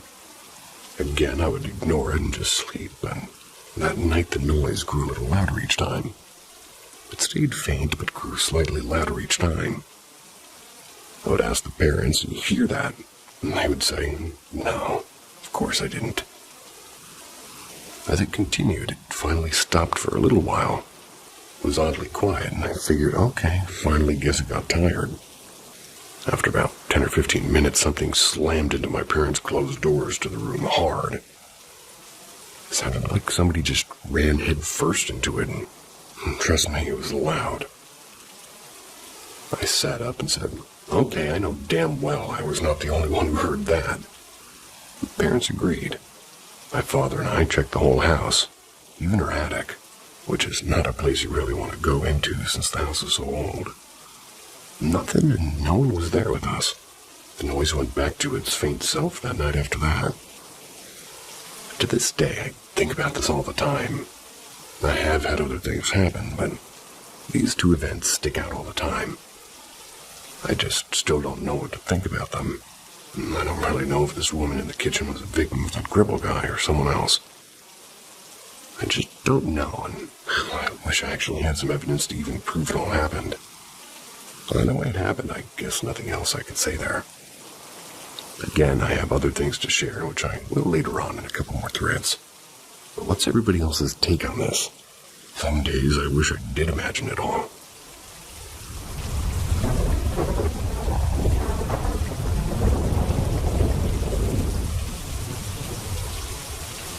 Evil spirit or demonic encounter a friend had. Years ago, when I was between 18 and 20, I was in a little metal band with 4 others, and this incident happened to our bass player in his home, which is also where we would gather for practice.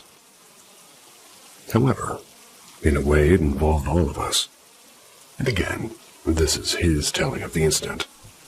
This was in South Texas in December. It happened sometime late at night, according to him. Started at 11, maybe 12. He woke up randomly and just felt compelled to look out of his window. He was sleeping on the living room couch that night. When he looked, he saw a shadowy figure crossing his yard. He said it looked like it was moving quite erratically. His example was like how the doctor moved around in the remake of House on Haunted Hill. Thinking he was just tired and half awake, he thought nothing of it and assumed it was just one of his neighbors.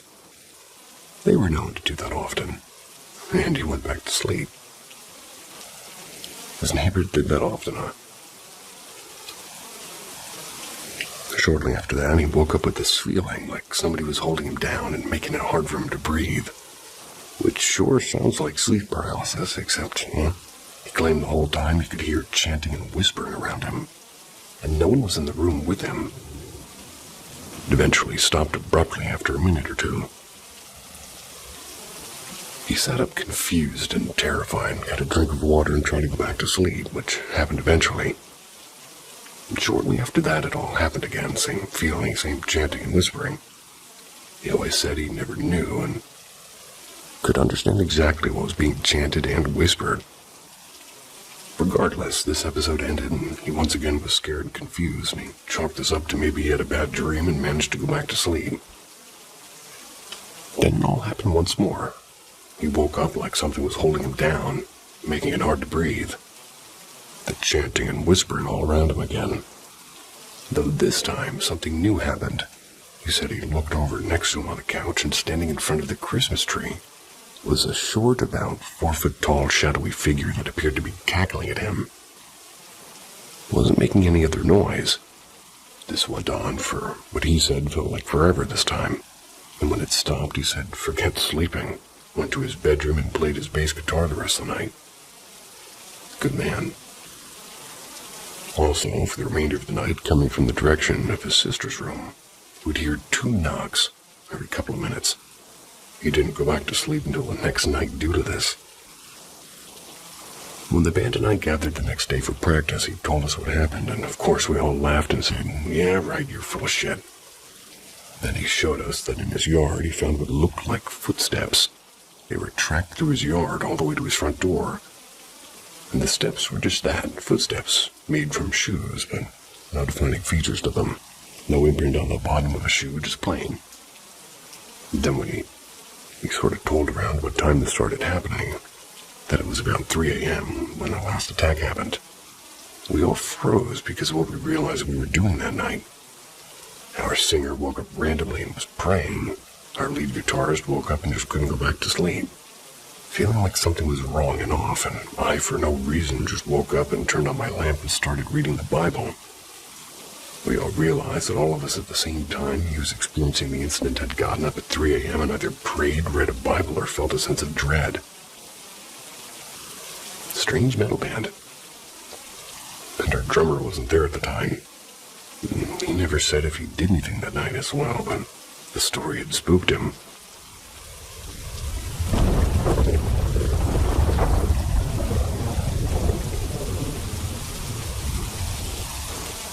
The Oz effect experience.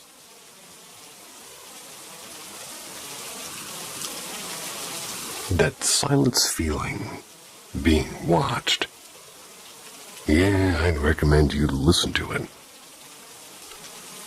Last summer I had this feeling, in the middle of the woods in a spot in the Caribou goldfields. Caribou, maybe. Where a triple murder and robbery took place in the 1860s. I was on the Old North Trail in an area called Murderer's Gulch, on a secondary road into an abandoned mine. This place is deep in grizzly bear country, in thick forest. It was a hot, sunny summer day. No people live within miles of this place. One can Google for the story of the murders and robbery. My girlfriend and I wanted to check the area out after hearing the story. The main roads washed out, so we took the Old North Trail. That's where the robbery took place over a century ago, which is now an old deactivated logging road down to the opposite side of the main road past the washout. That leads into the abandoned mine. The main road had been totally washed out at Murderer's Creek several years earlier. The secondary road we took was not great, which had small washouts and was very overgrown. We spent 2 days clearing and fixing the road, and on the second day, we decided to walk the rest of the road, to get a sense of whether it was worth continuing trying to fix that road to get down to the abandoned mine in my truck. But anyway, before we went down on foot, my girlfriend wandered down the road a bit and came running back as I was digging away past a small washout in the road. She asked me if I heard that sound, in quotes. I'd not heard anything as I was shoveling, just filling the small washout to a point to get my truck further down said road. We walked down to the abandoned mine to see how much work was ahead of us. I had my 45-70 lever-action guide gun with me, since we were in bear country. It was a steep grade with a cliff down to the mine site, hundreds of feet below and thick forest on the other side of the road. Basically, it's a bottleneck the whole way down for about 1.5 miles. We got down, looked around the abandoned mine for about an hour, before heading back up the steep road to my truck, and on the way back I had an off vibe. I stopped before the V onto the bypass road that we came down. I felt something was off, like we were being watched. A big danger feeling where my hair stood up. My girlfriend asked if everything was okay, and I said, yeah, not wanting to freak her out. But I stood still listening, and I could tell she felt it too. And that's when I noticed it was silent. No sounds, no birds chirping, just silence. Then a squirrel lost its shit, chirping the danger sounds that they do. Then we heard 3 very loud knocks up the road back to the truck coming from the woods. Loud and spaced about a second apart between each knock. It was like somebody smashing a big rock on a tree not far behind the tree line. This being up the way that we had to go to get back to my truck. I kept walking toward it. There was no choice if we were to get out of there. It was hot and steep, and there was no way we could run due to the grade of the hill. Then we heard something. It was following us off to the left in the forest.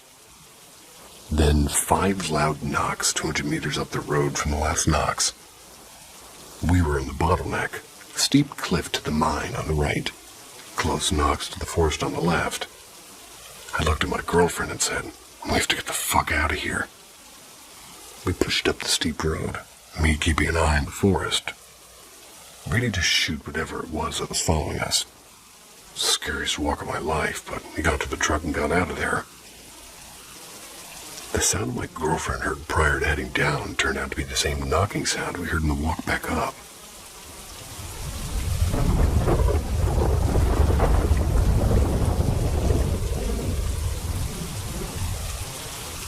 The man at the end of the hall. So this is absolutely something that really happened to me. I was around 11 or 13, and also, fair warning, it's a bit of a long one. I grew up in a tiny town in northern Michigan with my family. My parents had split when I was 7, so it's just me, my mom, her partner, and my siblings, except the 2 oldest who had already moved out. I finally got my own room after the oldest left, and I was so excited, but honestly, for the first couple of months I didn't actually sleep in there. I was too freaked out, and I always ended up sneaking into my sister's room to sleep. But right before we moved out of that house, I decided I was going to finally sleep in my room alone. My bed was placed so that if I lay flat on my back, I'm facing the doorway. And that particular night, I left the door wide open because it was a sticky, warm summer night and didn't have AC. Sometime after midnight, I woke up, and I couldn't tell you the exact time, and I didn't really check, and even if I did, I doubt I'd remember. Turned onto my back and glanced toward the hallway. And there he was, a dark, shadowy figure, tall, thin, wearing what looked like a long coat and a wide-brimmed hat, just standing there at the top of the stairs, still and silent. And for a second, I thought it was my mom's partner playing a prank on me. The sheet wasn't right, though. Silence wasn't right either. My heart was pounding, and I yanked the blanket over my head like a little kid and eventually fell back asleep.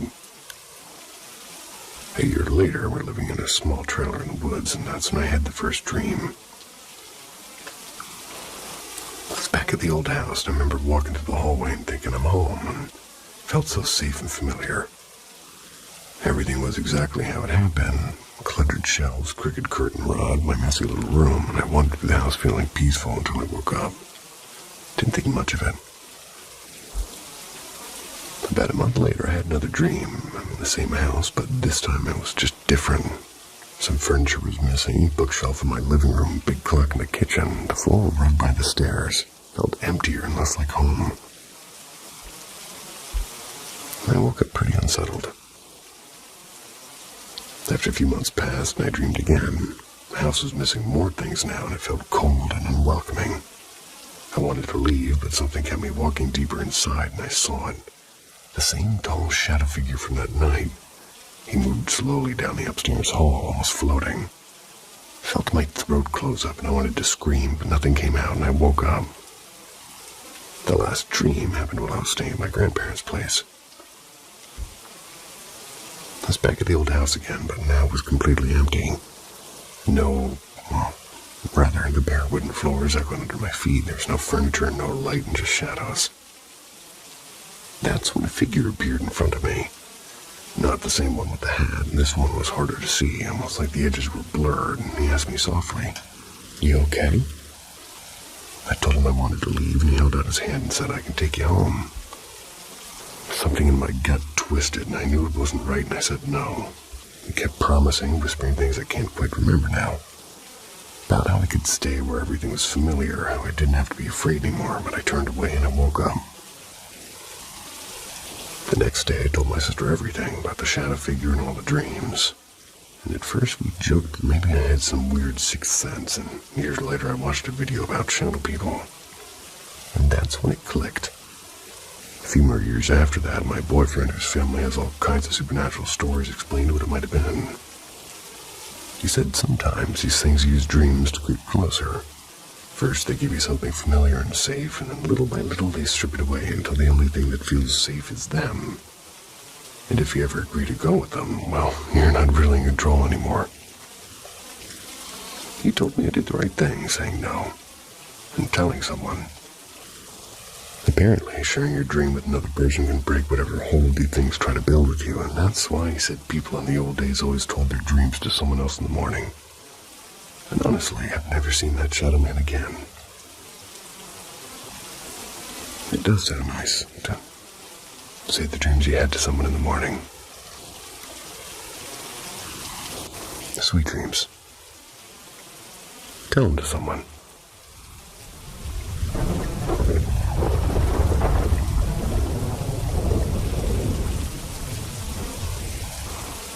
Good evening and welcome back to Paranormal M.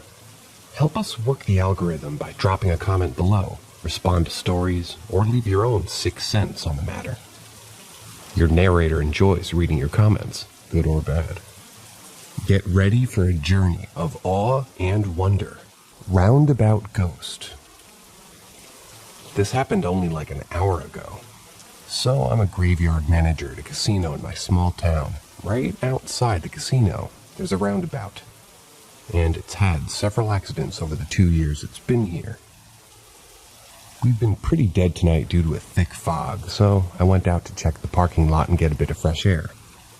As I was getting ready to go back, I looked out the roundabout and I saw someone standing in the centerpiece of the roundabout staring up at the road in the neighboring town. I thought that this was odd, as it's like 2 a.m. and foggier than Silent Hill. So I called out to the person to see if they were in trouble. Got no response.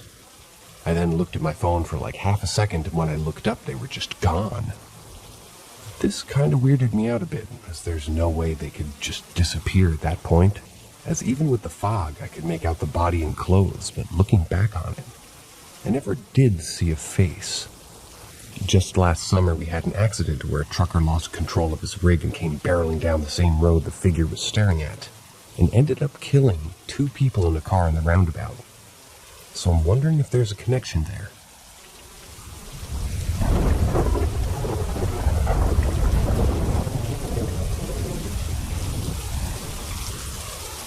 The little casino I work at is haunted.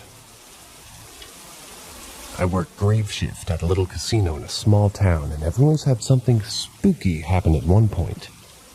It's pretty common to hear your name called, both the staff and the guest. Have it happen. It's kind of unnerving during grave, when you only have one other person working and almost no guests. We call the ghost Charlie, and he's pretty peaceful, calling names and sometimes screwing with the bathroom doors. Recently, though, it feels like something else is there, and I see shadow people darting around the machine sometimes.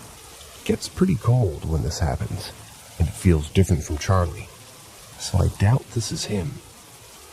It is possible for another ghost to just show up, and I have a lot of paranormal stuff happen in my life, but this just started like a month ago with the shadow people.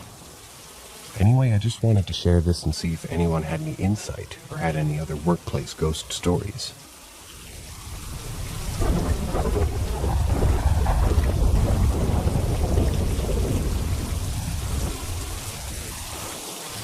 One of my many encounters. This one is mild. In 3rd grade, I went to the Whaley House, which is considered the most haunted place in America. I had no idea it was haunted otherwise. I'd never have gone. Being quote-unquote sick that day, or whatever, you know. So I pointed at a woman tending the garden. She was on the more pale side, and I thought I could almost see through her. I wondered why that was. I raised my hand and I said, "Is she okay? She looks kind of sick." The teacher said, "Stop playing games." I said, "I'm serious. She's right there, working on her garden." My mother said if I read about it, I wouldn't have come. Then asked if I was messing around, and I said no. My teacher accused me of stirring up trouble, and sarcastically asked what she looked like. The tour guide's face went white. They asked if I'd been there or read anything. I said, "No, why is everybody being mean to me?" I had described Anna Whaley to a T, who was sometimes seen tending her garden. Fucking lost it and burst into tears as the teacher reprimanded me for hurting the other kids. My mom was there and grabbed my hand and said that she believed me and that I needed to leave. My mom was a chaperone, so she called my dad, who rushed over while the kids were with the teacher, and she brought me one of those swirly rainbow lollipops. It is terrifying to be yelled at by a teacher, as well as being told you see something scary. I applaud my parents for backing me up. And who the fuck takes 3rd graders to the Whaley House?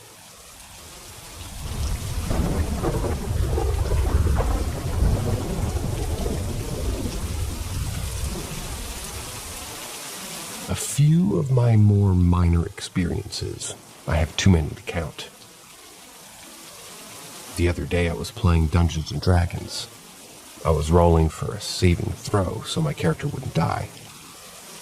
Right as I was about to say I failed it, my dice that had just stopped rolling for 30 seconds rolled over to the side. From I think like 9, it just barely failed. It rolled to 15.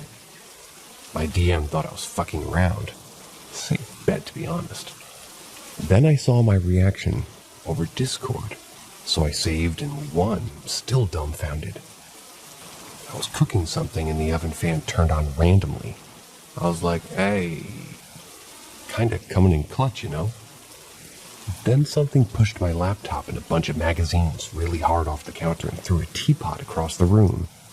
I was like, oh shit, I need some sleep. Until my mom asked me why I didn't clean up from the night before and why the tea kettle was in the middle of the living room. This one is the big boy, the most unsettling. It used to be every night, but now not as much. I'm asleep when my door opens. The doorway is foggy and there's an orange and red light flashing in the background.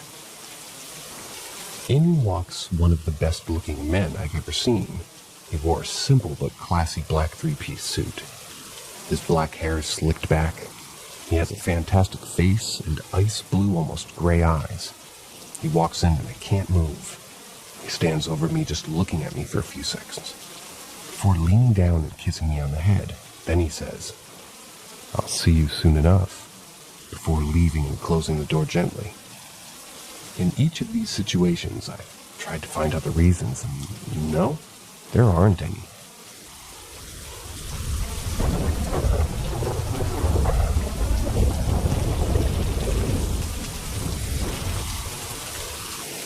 One of my many encounters with the paranormal. Today I was telling my friend about how on a school field trip outside of a haunted house, who the fuck takes 3rd graders there, and about how I saw something like a woman or something. But I just remember being yelled at for seeing stuff that wasn't there and upsetting other children, quote unquote. For those listening, I believe this is the same post from the same person, but perhaps elsewhere. What my mom said was that there was a cemetery nearby that they wanted us to go into. Kept saying no because she wanted me to hold her hand and I didn't want to.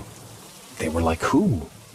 And apparently the description looked like a child buried there that had died from some illness. I was losing it and getting in trouble.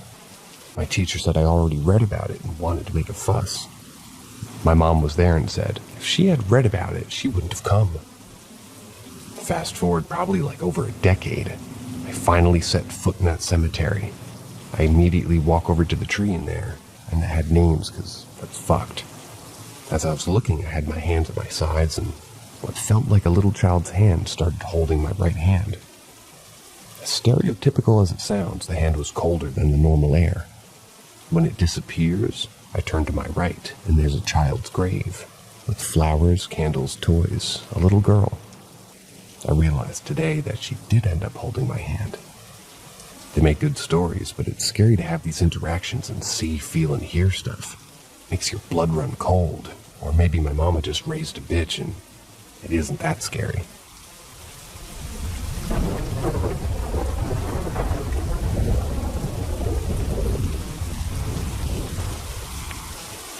I don't know what he is, but he definitely wasn't human. I work in retail, seen a lot of shit. There was this man that walked in and I got a chill and my chest tightened. I got frequent panic attacks, but it was different. He was bad news. Of course, he approaches me and everybody else. The conversation went like this. Me trying not to throw up. Hi, can I help you? Him staring at me with a terrifying, huge smile. I need help with my phone. Me. Actually, all I can do is make you an appointment. So he says okay, and I make him an appointment. I hate working with him, and I want to run to the back.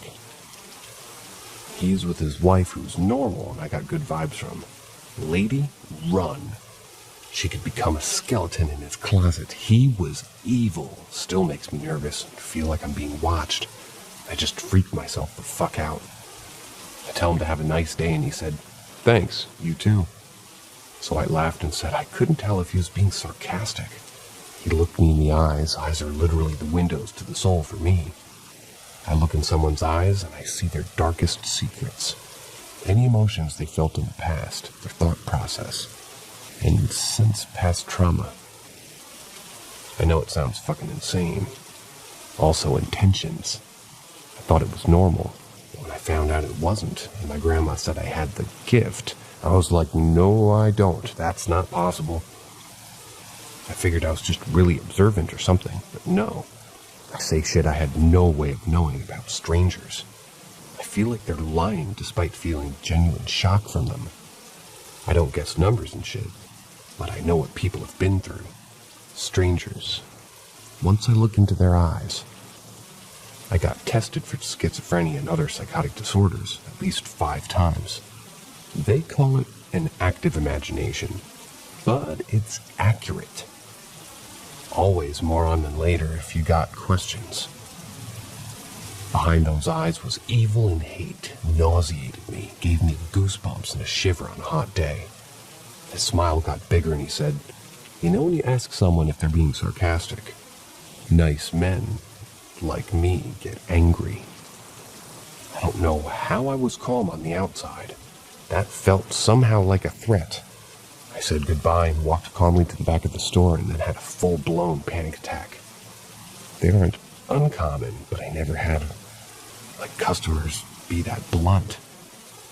I've only genuinely given a fuck about 2 of them in my entire time in retail, so this was a big deal. It scared the shit out of me. My manager sent me home because I kept throwing up, not like that was uncommon, as I was kind of bulimic, but never have I at work or in public bathrooms, as I'm a huge germaphobe.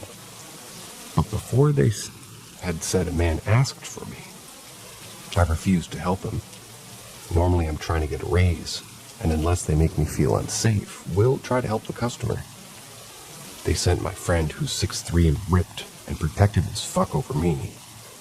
He said he got really bad vibes too. He did the guy that gave me the tech help, but not on the same level. My friend, who had just gotten off work, saw me and he walked to me in my car because I was not laughing or cracking jokes, but I was completely serious for once, and it scared him.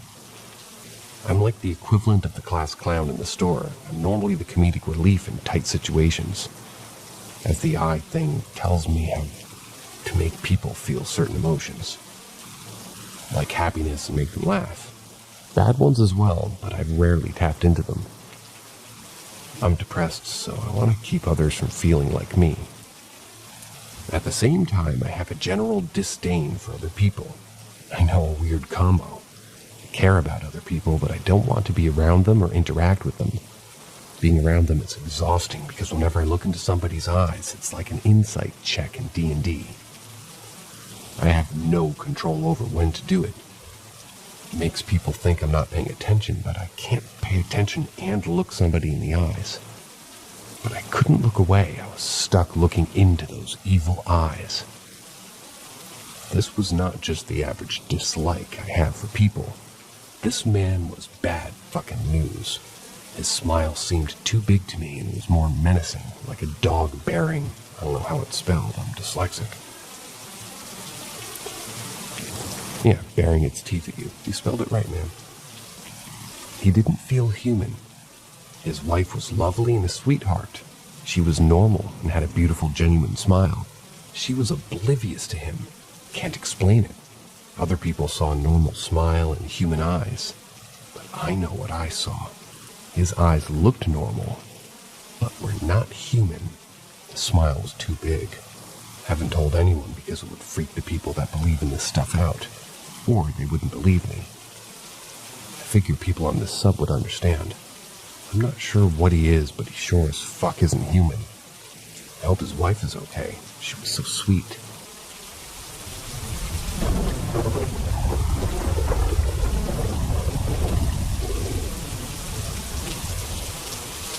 The Glowing Lady, a Boy and His Father. The story is about the Glowing Lady. When I was around 10 or 11, I stayed over at a friend's house, and we were feeling a little bit rebellious, so we decided to go outside past midnight, because we thought that was cool for some reason. Anyway, my friend and I left his house and went on to the open street in the neighborhood. And at the end of this street, there was this old house no one lived in for a long time. It just sat there pretty much the whole time I lived there. So we looked toward that house and we saw a lady in a white dress.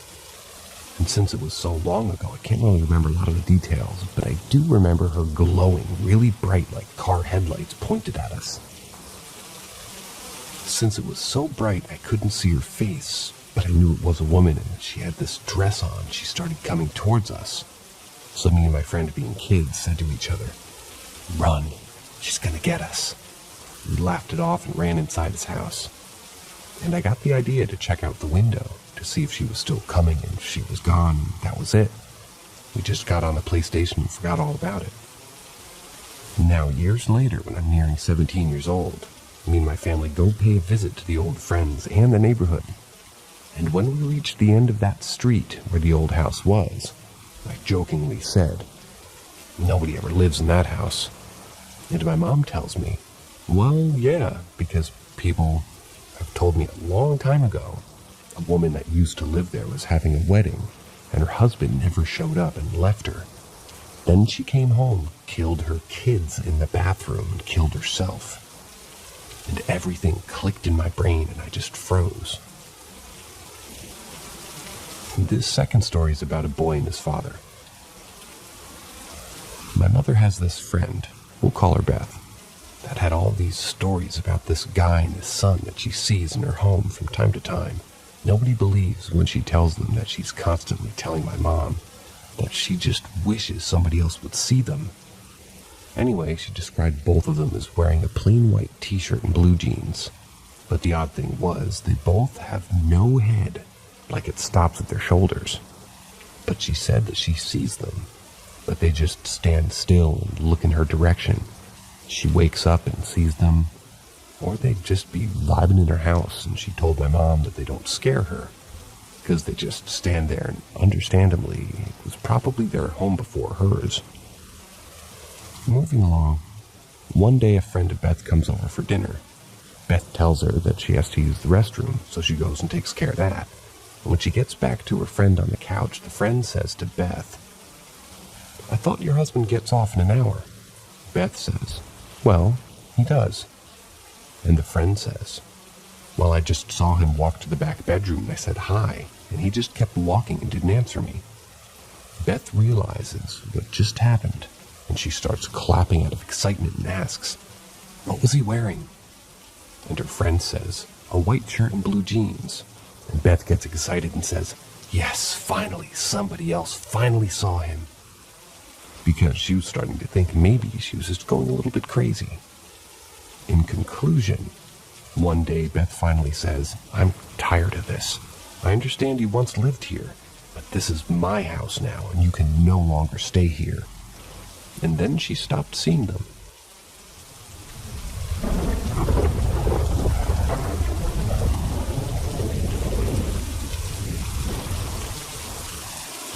Unforeseen creatures. When I was 12 years old in about 2013, I moved to this old house, built in about the 1940s. No one had lived in this house in over 30 years, and it was the first fall I've seen at this house. I was taking trash out to our back porch, and from there I could see a tree line that's normally very green and hard to see through, but seeing how it's fall and the leaves are almost all fallen. As I walk out to take trash out, I look at the tree line, about 30 or 40 yards away, and I see 4 to 5 of these at least 7-foot-tall pure white humanoids with no faces. I stand there in awe, not knowing what to think.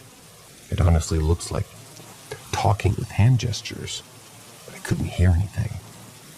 Now that I think of it, I heard nothing at the time, no birds, bugs, or even trees moving with visibly moving branches. I screamed, "Hey!" to which the creatures became motionless, like a statue. Then I proceeded to ask, "Who are you?" To which I stand there for a second before the creatures dispersed. Now I could see far into the woods, and they all went their separate way, not even hearing a leaf or twig crack when they fled. They quote-unquote ran off so quick that it seemed like a blur. To be honest, after that I completely forgot about that experience, until later that night. As I said, I was young, and at this time my mom worked night shift, and wasn't there for when I screamed at these creatures. FYI, I lived on essentially farmland, but my neighbors could easily walk up my driveway in a matter of 2 to 3 minutes. So later that night, around 9 p.m., I heard knocking on my back door, the one where it leads to the back porch where the creatures were. And I thought maybe my mom told the neighbors to check up on me, so I go check it out. I go to the back door, turn the back porch light on, and open it to where no one was there. Casually, I chalked it up to maybe one of my dogs hitting the door or something around it. Now, after this knocking kept coming from the door, and it was weird, because every time I rounded the door to where I could see the back door, the knocking stopped. Now, this happened a few more times every few minutes, ranging from when I turn my back from the door to when the moment I sit back on my bed, to just waiting 5 to 10 minutes before it happened again. After about an hour of this and increasing anxiety, I got fed up and I went outside to scream, "I don't know who you are, but you better stop." And to my surprise, it did, for about 30 minutes. Then knocking came from around the house, on windows, doors, and walls from the outside, for about another 30 minutes. I was scared, curled in the corner of my bed. After the 30 minutes, there was one last bang beside my window that I felt like shook the house, and was shocked that the window didn't break from it. That was the end of it. Nothing for the rest of the 5 years I lived. Or at least, I lived there. The shocking part was the outside was old, as stated, and could honestly be broken with one good swing to the exterior. But where that final bang was There was no sign of any impact. Honestly, I think that's what scared me the most. That this creature could full force shake my house and leave no damage. I lived in Tennessee, by the way, if this maybe helps figure out what this thing is.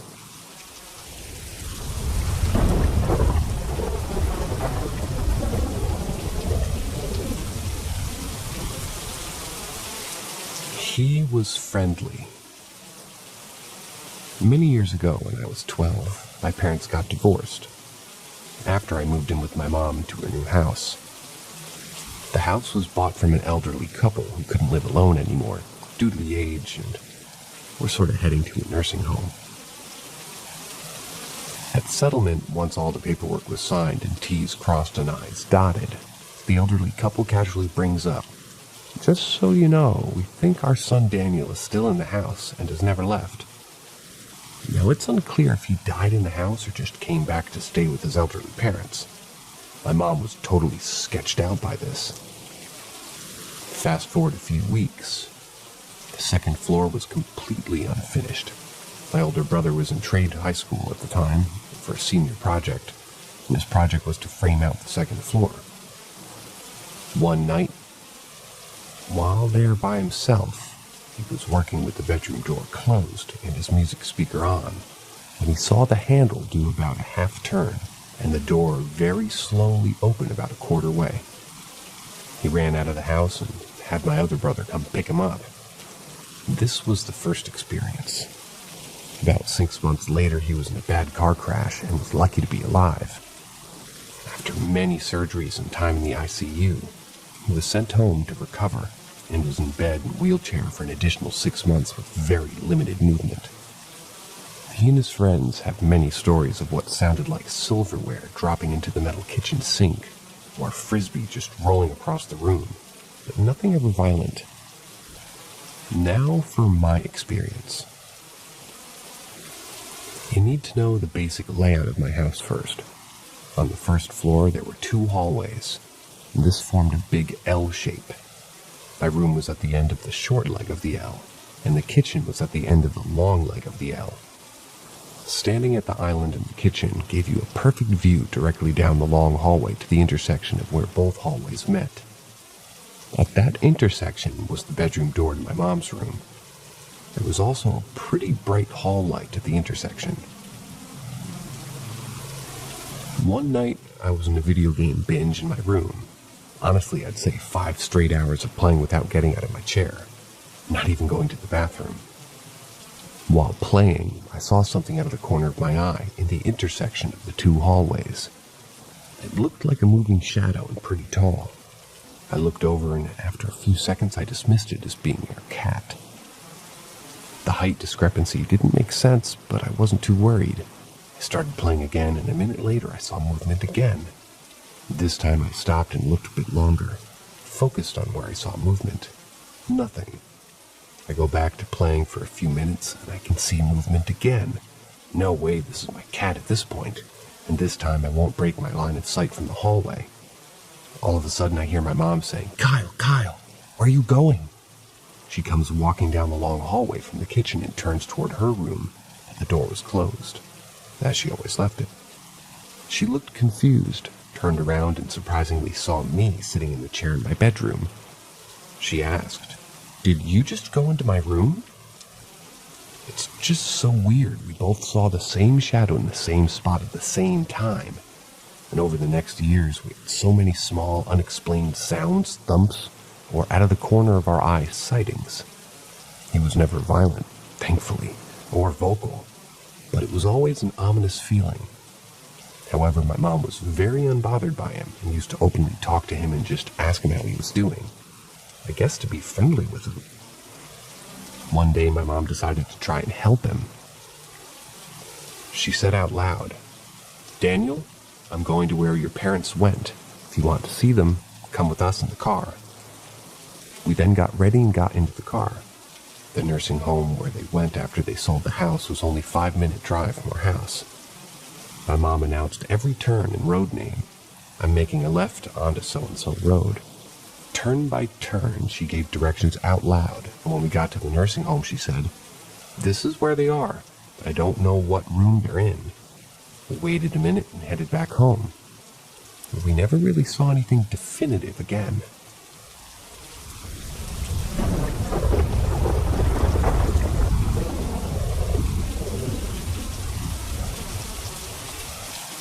Please help. I think I saw a ghost. Today it was a sunny day. Around 15 to 16 hours, I was talking with my girlfriend. She was on the middle of the sofa with her phone on her hand watching Instagram. On the sofa's back, there's a wall, and on the sofa's right, there's another wall, but with a door.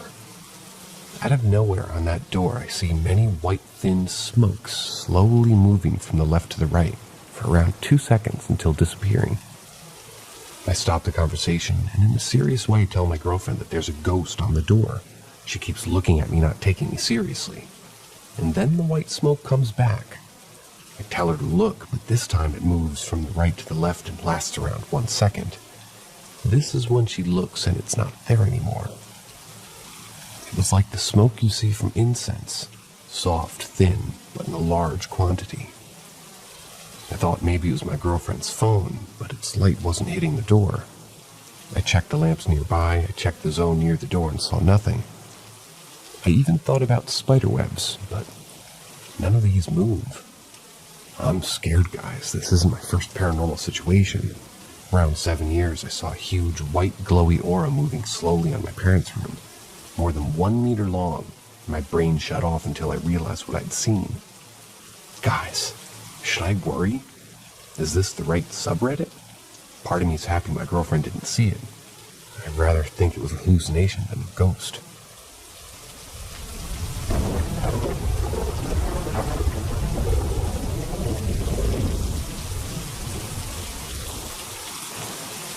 Ask Reddit. When I moved out at 18, I got my first apartment with my ex. It was a relatively large complex and we were in the middle level. Lucky 13. We had just gotten married and we were having a lot of problems.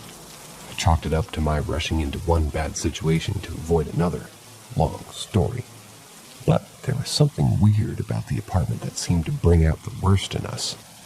We fought a lot and my ex was both physically and mentally abusive. I was staying up during the night so we could spend time together and sleeping during the day when he was at work.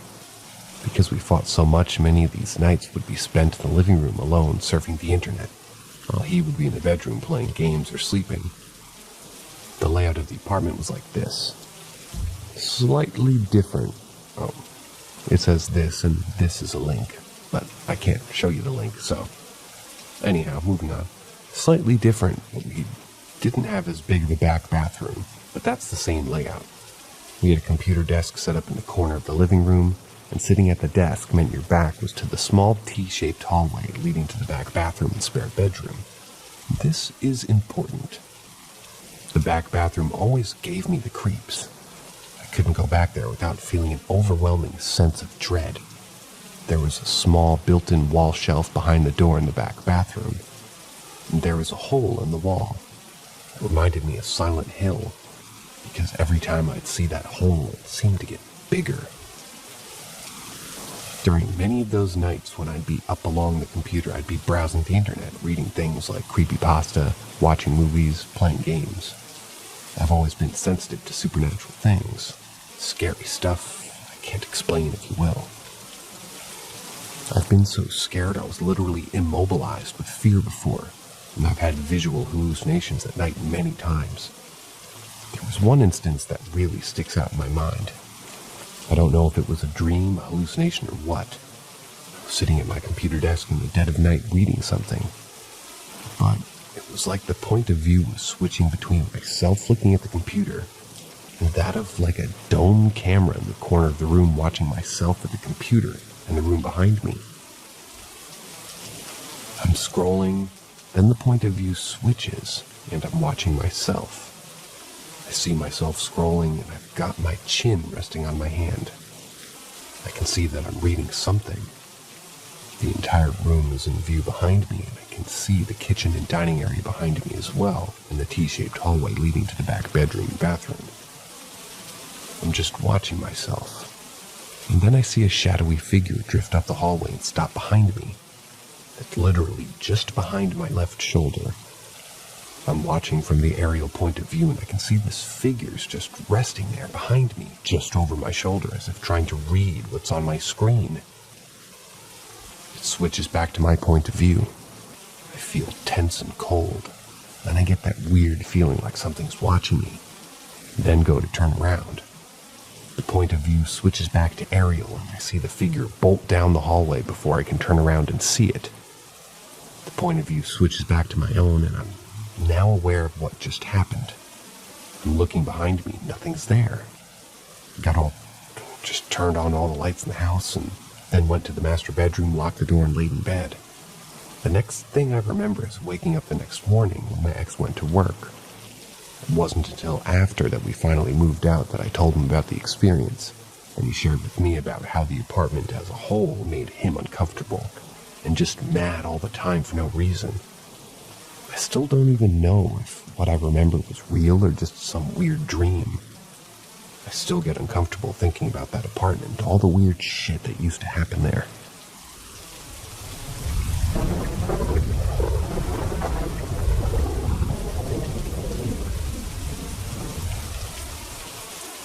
Ask Reddit. When I was younger, I used to take naps upstairs. But by the time I was 8 years old, I absolutely refused to go upstairs. The upstairs had 2 large closets, or attics. They ran from one side of the upstairs all the way to the other side, on both sides. It was essentially a crawl space that was maybe 30 feet long. It started one day when a friend and I went crawling from one side to the other with flashlights, like kids normally do. Then I saw a girl sitting there in the corner acting like she wanted to play with us. I know a lot of people say when they see a ghost they aren't scared, just interested, but nope, I was beyond terrified. This girl looked normal, had blonde hair and nice dress, and seemed friendly. I stayed silent, kept crawling behind my friend, and got out of the closet. Told him what I saw in there. He said he didn't see it, but felt like he didn't want to go back in. Then my parents would occasionally send me upstairs to get something, and when I would go up there, I would see the doors swing open, as if they were trying to get me to come inside. I would lose toys and wouldn't be able to find them anywhere. Suddenly, my parents would be fishing out Christmas presents out of the attic, and we would find some of my toys in there. I remember being 8 years old. My parents are asleep still in the morning, and I leashed out my dog to go take on the monster in the attic. My dog, usually up for anything, refused to go off to the top step into the attic. My parents never believed me with all the weird things that happened in that house. I would get blamed for things that happened all over the house, leaving lights on, toys all over, things I knew I didn't do. Well, anyway, we moved out of there when I'm 10. Not a week passes before the new owner calls us up and asks if the house is haunted. Their daughter sleeps upstairs, and she says that she's been playing with a blonde-haired girl at night. My parents laughed at how crazy these new homeowners must be. To make an already long story short, the girl started appearing in other parts of the house for them. They kept in contact. They would look over while watching TV and see the girl sitting on their daughter's lap. They looked up on the computer the past owners of the house, found an old dressmaker that lived there, and yep, a picture of the little girl wearing one of the ladies' dresses. The family that moved in there were absolutely torn apart by the events. Got divorced, Dad stayed living in the house and ended up taking his own life in that house.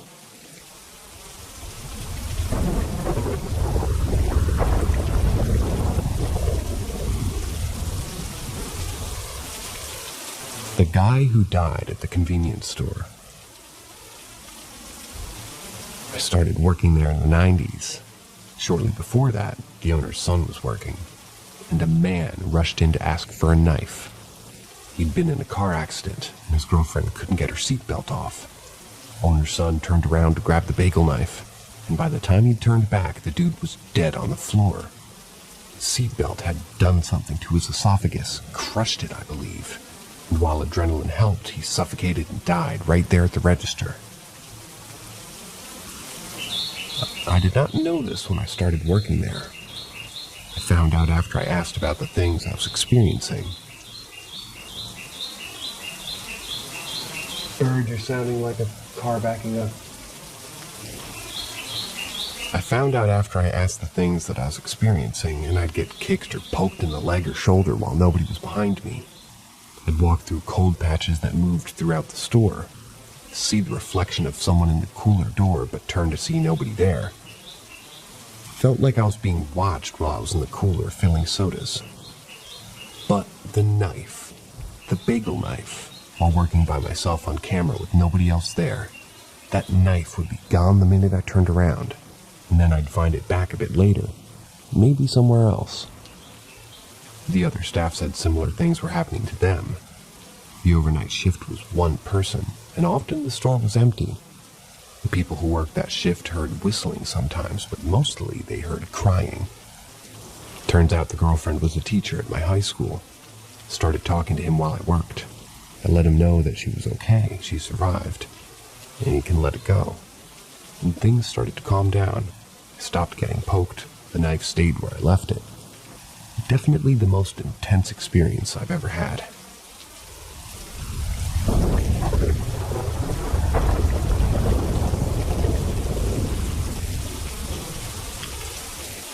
My brother died in jail. Trigger warning for drug use. Noted. My brother was in solitary while in jail. He had a dental visit with the jail nurse, and he was awaiting trial on misdemeanor marijuana charges, and he was 25. He was someone with no concept of consequences, and he absolutely hated authority. When he went to prison at 18, he was told to clean the bathroom. He put the sponges on his hands and knees and just sort of crawled around just to irritate the corrections officers. I was in high school while he was in prison, and he wrote me a letter. If I died, would Les Max cry? I hope so. And that his teachers would ask where the students saw themselves in 10 years, he said, I don't see myself in 10 years. His parole didn't go well, so he finished his 5 years. It was just a multitude of misdemeanors. Then he got a job and happily worked double shifts at a gas station. They loved his work ethic. When the guy he was living with got a girlfriend, she wanted my brother out, so he found some greaseball to live with. Then the drug bust came. My brother was caught up in it over marijuana. As he was awaiting his appearance before the court, he had his dental visit, and he'd been caught making hooch in his cell. He was put into the only cell with no camera. When you're in solitary, you get 1 hour a day to shower and clean your cell, under supervision. If you need something like shampoo, you submit a written request. If you're lucky, you get it, eventually. He was known for whistling, tapping, and drumming while in a solitary cell. 11:20 p.m., he asks for the aerosol cleaner. A corrections officer gave it to him. His rig was a rag with a toilet paper holder, and he'd written on his clothes, "You should delete yourself," as a message to the corrections officers because he despised them so much. Around 2 a.m., the aerosol can hit the floor, and the guy in the cell next door started yelling for help. He was dead already, but they called my mother to tell him that he was in critical condition at the hospital. He was on a gurney in the hallway, covered by a sheet. She just was called to identify his body. The officer who gave him the cleaner was not reprimanded, but when they mailed his stuff to us, they included the rag in the toilet paper holder. They offered to send us the video of them dragging him out of his cell and doing CPR. A friend's husband started working at that jail as a corrections officer. He said, every night, the same whistling, tapping, and drumming kept happening. Everybody heard it. People would ask, who's that blonde guy walking around? Several years after his death, his driver's license was found on the floor of the correction officer's storage room. I started finding pennies right away after he died. I was having dreams where I told him, you died. He didn't believe me. Then eventually they changed. I'd be excited to see him, and then I'd say goodbye again and finally, in a dream, he told me he was ready to go. I still mourn, and this was over 20 years ago, but I'm still mourning, and occasionally I still find pennies.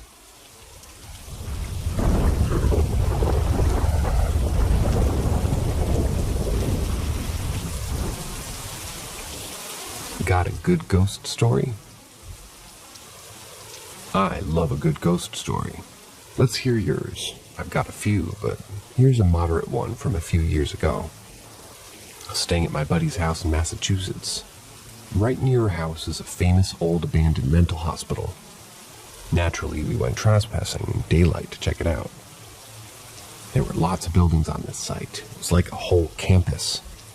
Of course, the buildings were falling apart, boarded up and covered in spray paint. Some windows were boarded up, some had glass still. Some were just giant cutouts where the windows used to be. Some windows had been milky white, thick plastic coverings too. Anyway, we went upstairs, and this one building, we saw old beds and hospital-like equipment. Then we went back down the stairs to the exit, and we went to go explore the rest of the campus. My friend was walking in front of me, and her friend was behind me. It was just us three girls walking in a line, and I was in the middle. We were walking against the building that we were just in, about a foot or two from beside the building, and it's an empty window. It's just basically all empty window openings, rather. The first two windows were openings in the walls. They were not covered, but you could see through into the building. But the third window was shielded in white, mostly opaque plastic wrap. My friend walked by first. Nothing unusual occurred, though. But as I was passing by the window, a forceful finger came through from behind the plastic wrap to poke me in the face. It didn't make full contact. However, it came close, about an inch or two from my cheek. And oh yes, one could audibly hear the plastic getting manipulated while the poke was in contact with it. All I said was, "Whoa," and the girl behind me witnessed it. She said, "I saw that."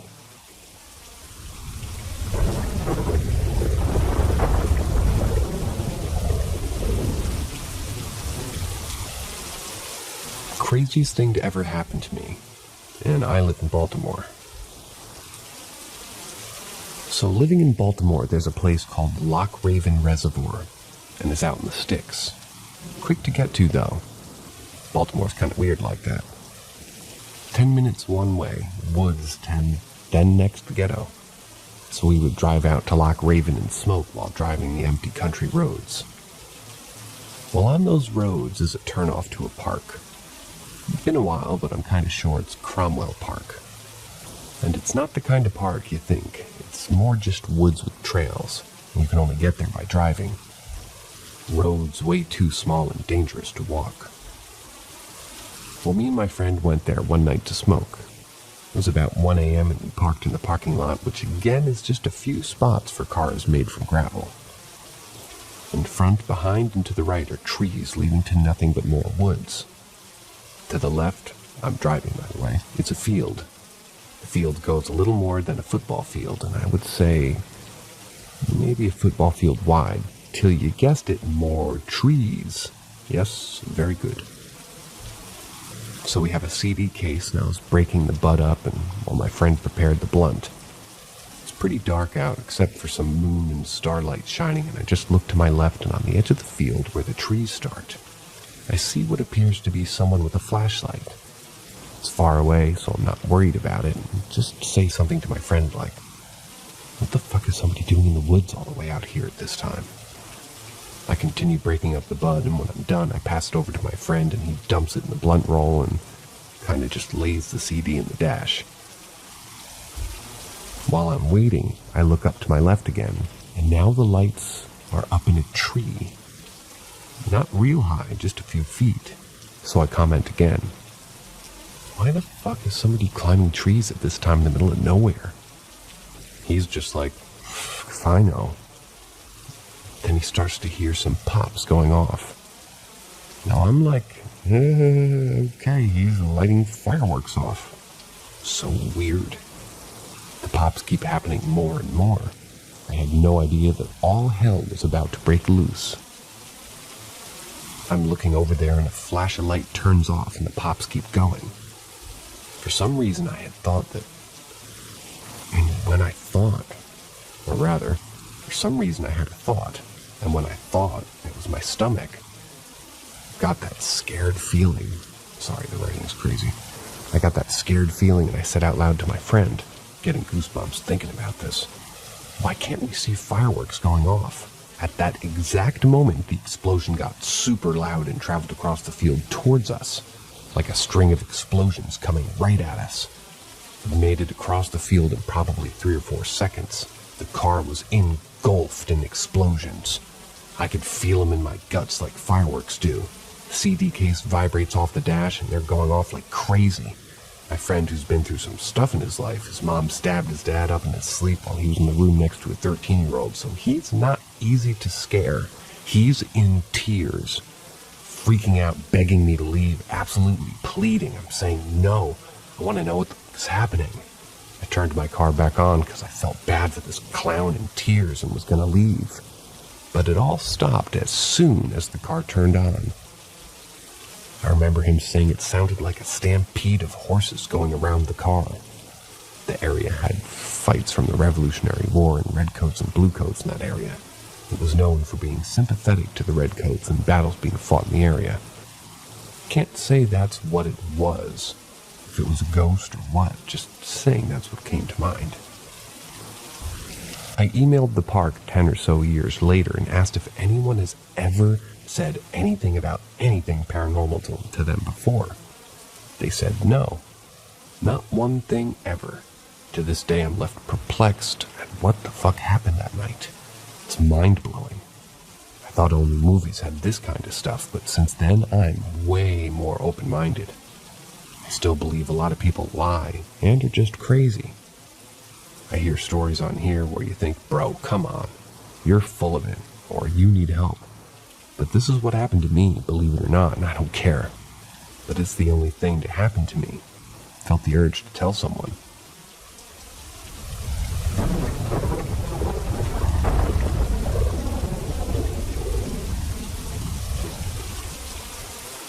Paranormal event while watching Paranormal Activity. When Paranormal Activity first came out on DVD, I watched it at my friend's apartment.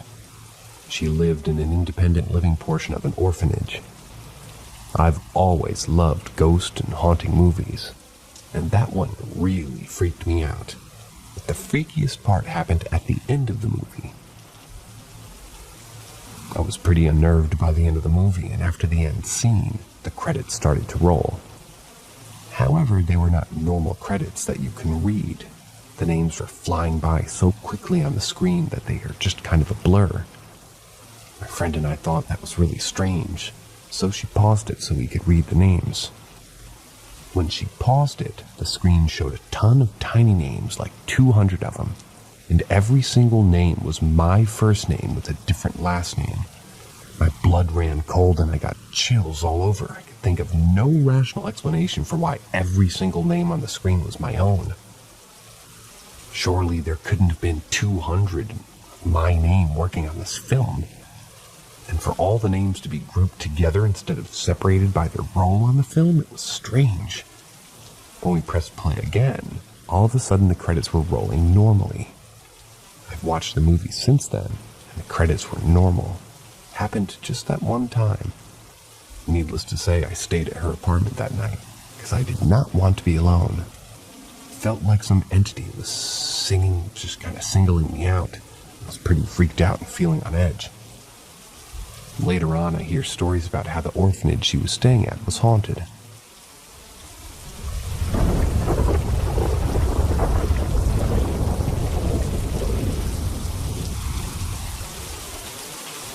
Met my guardian angel. I was raised Christian, but somewhere along the way I decided I couldn't buy into it without real evidence.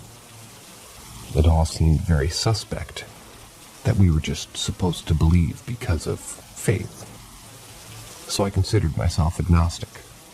I couldn't presume to know either way if God or paranormal things existed, so I didn't really think about it and went on with life.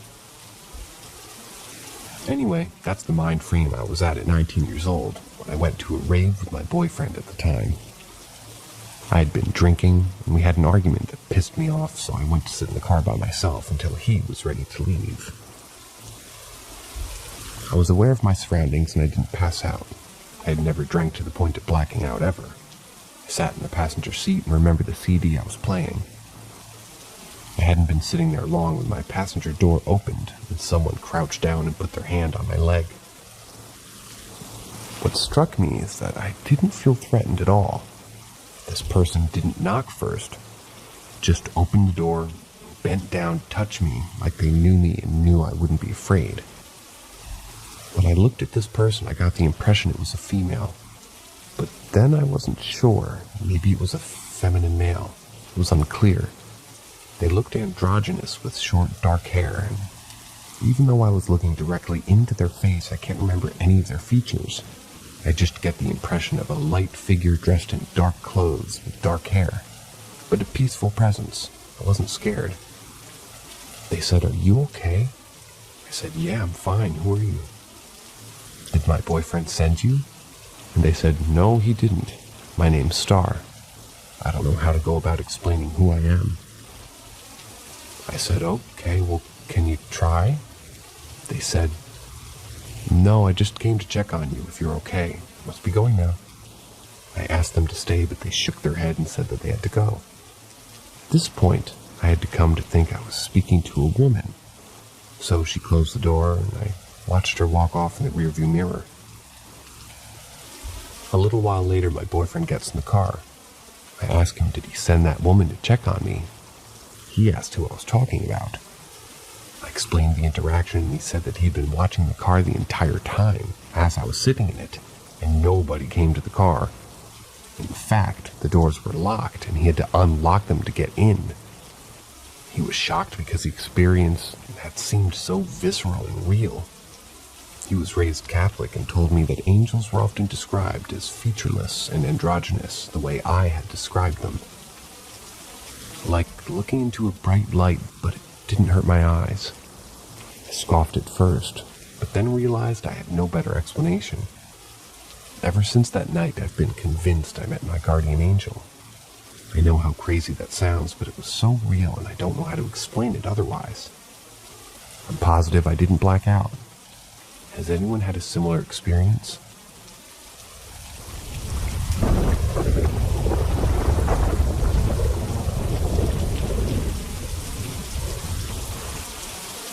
Stars dancing in the sky.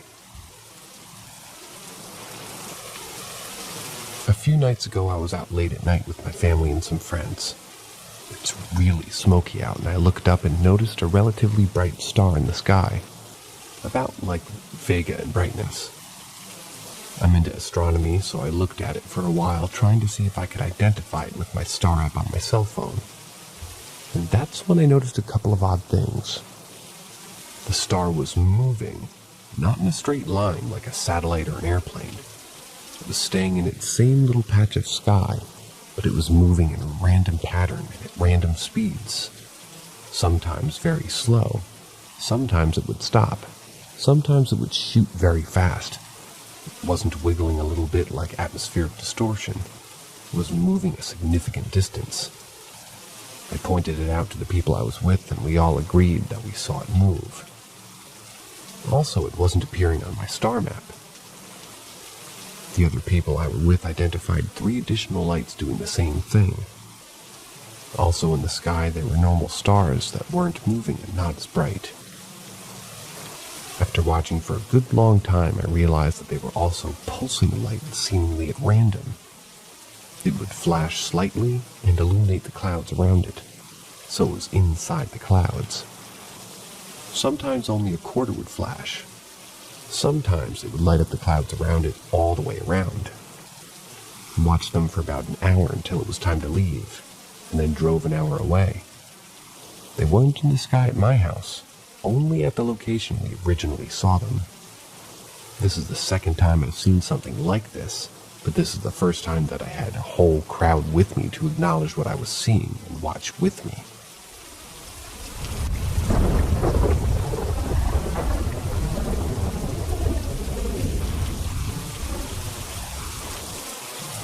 think I have a cursed rock. Me and my girlfriend love going to castles and exploring. We live in the UK and had an English heritage pass, so we'd go to a few castles when we could. June or July last year, we go and visit Beeston Castle. It's a fantastic castle on a hill, and there's a whole knights tournament taking place. We sat on a wall at the bottom of the hill and noticed a rock was loose. My girlfriend laughs and says that we should put it in our pocket as a memento. I had cargo shorts on, so laughed about it and put it in the pocket where I forgot about it. Until we got home. We had a lovely day until we leave. She starts to feel unwell, and on the way was sick, so I had to pull over. She has a rough week before going to the doctors and finding out her kidneys are failing. This was an issue that she suffered with in the past, but for over a year had no issues. She made a recovery after about a month. We went on holiday in September, and while away, my granddad had a fall and banged his head.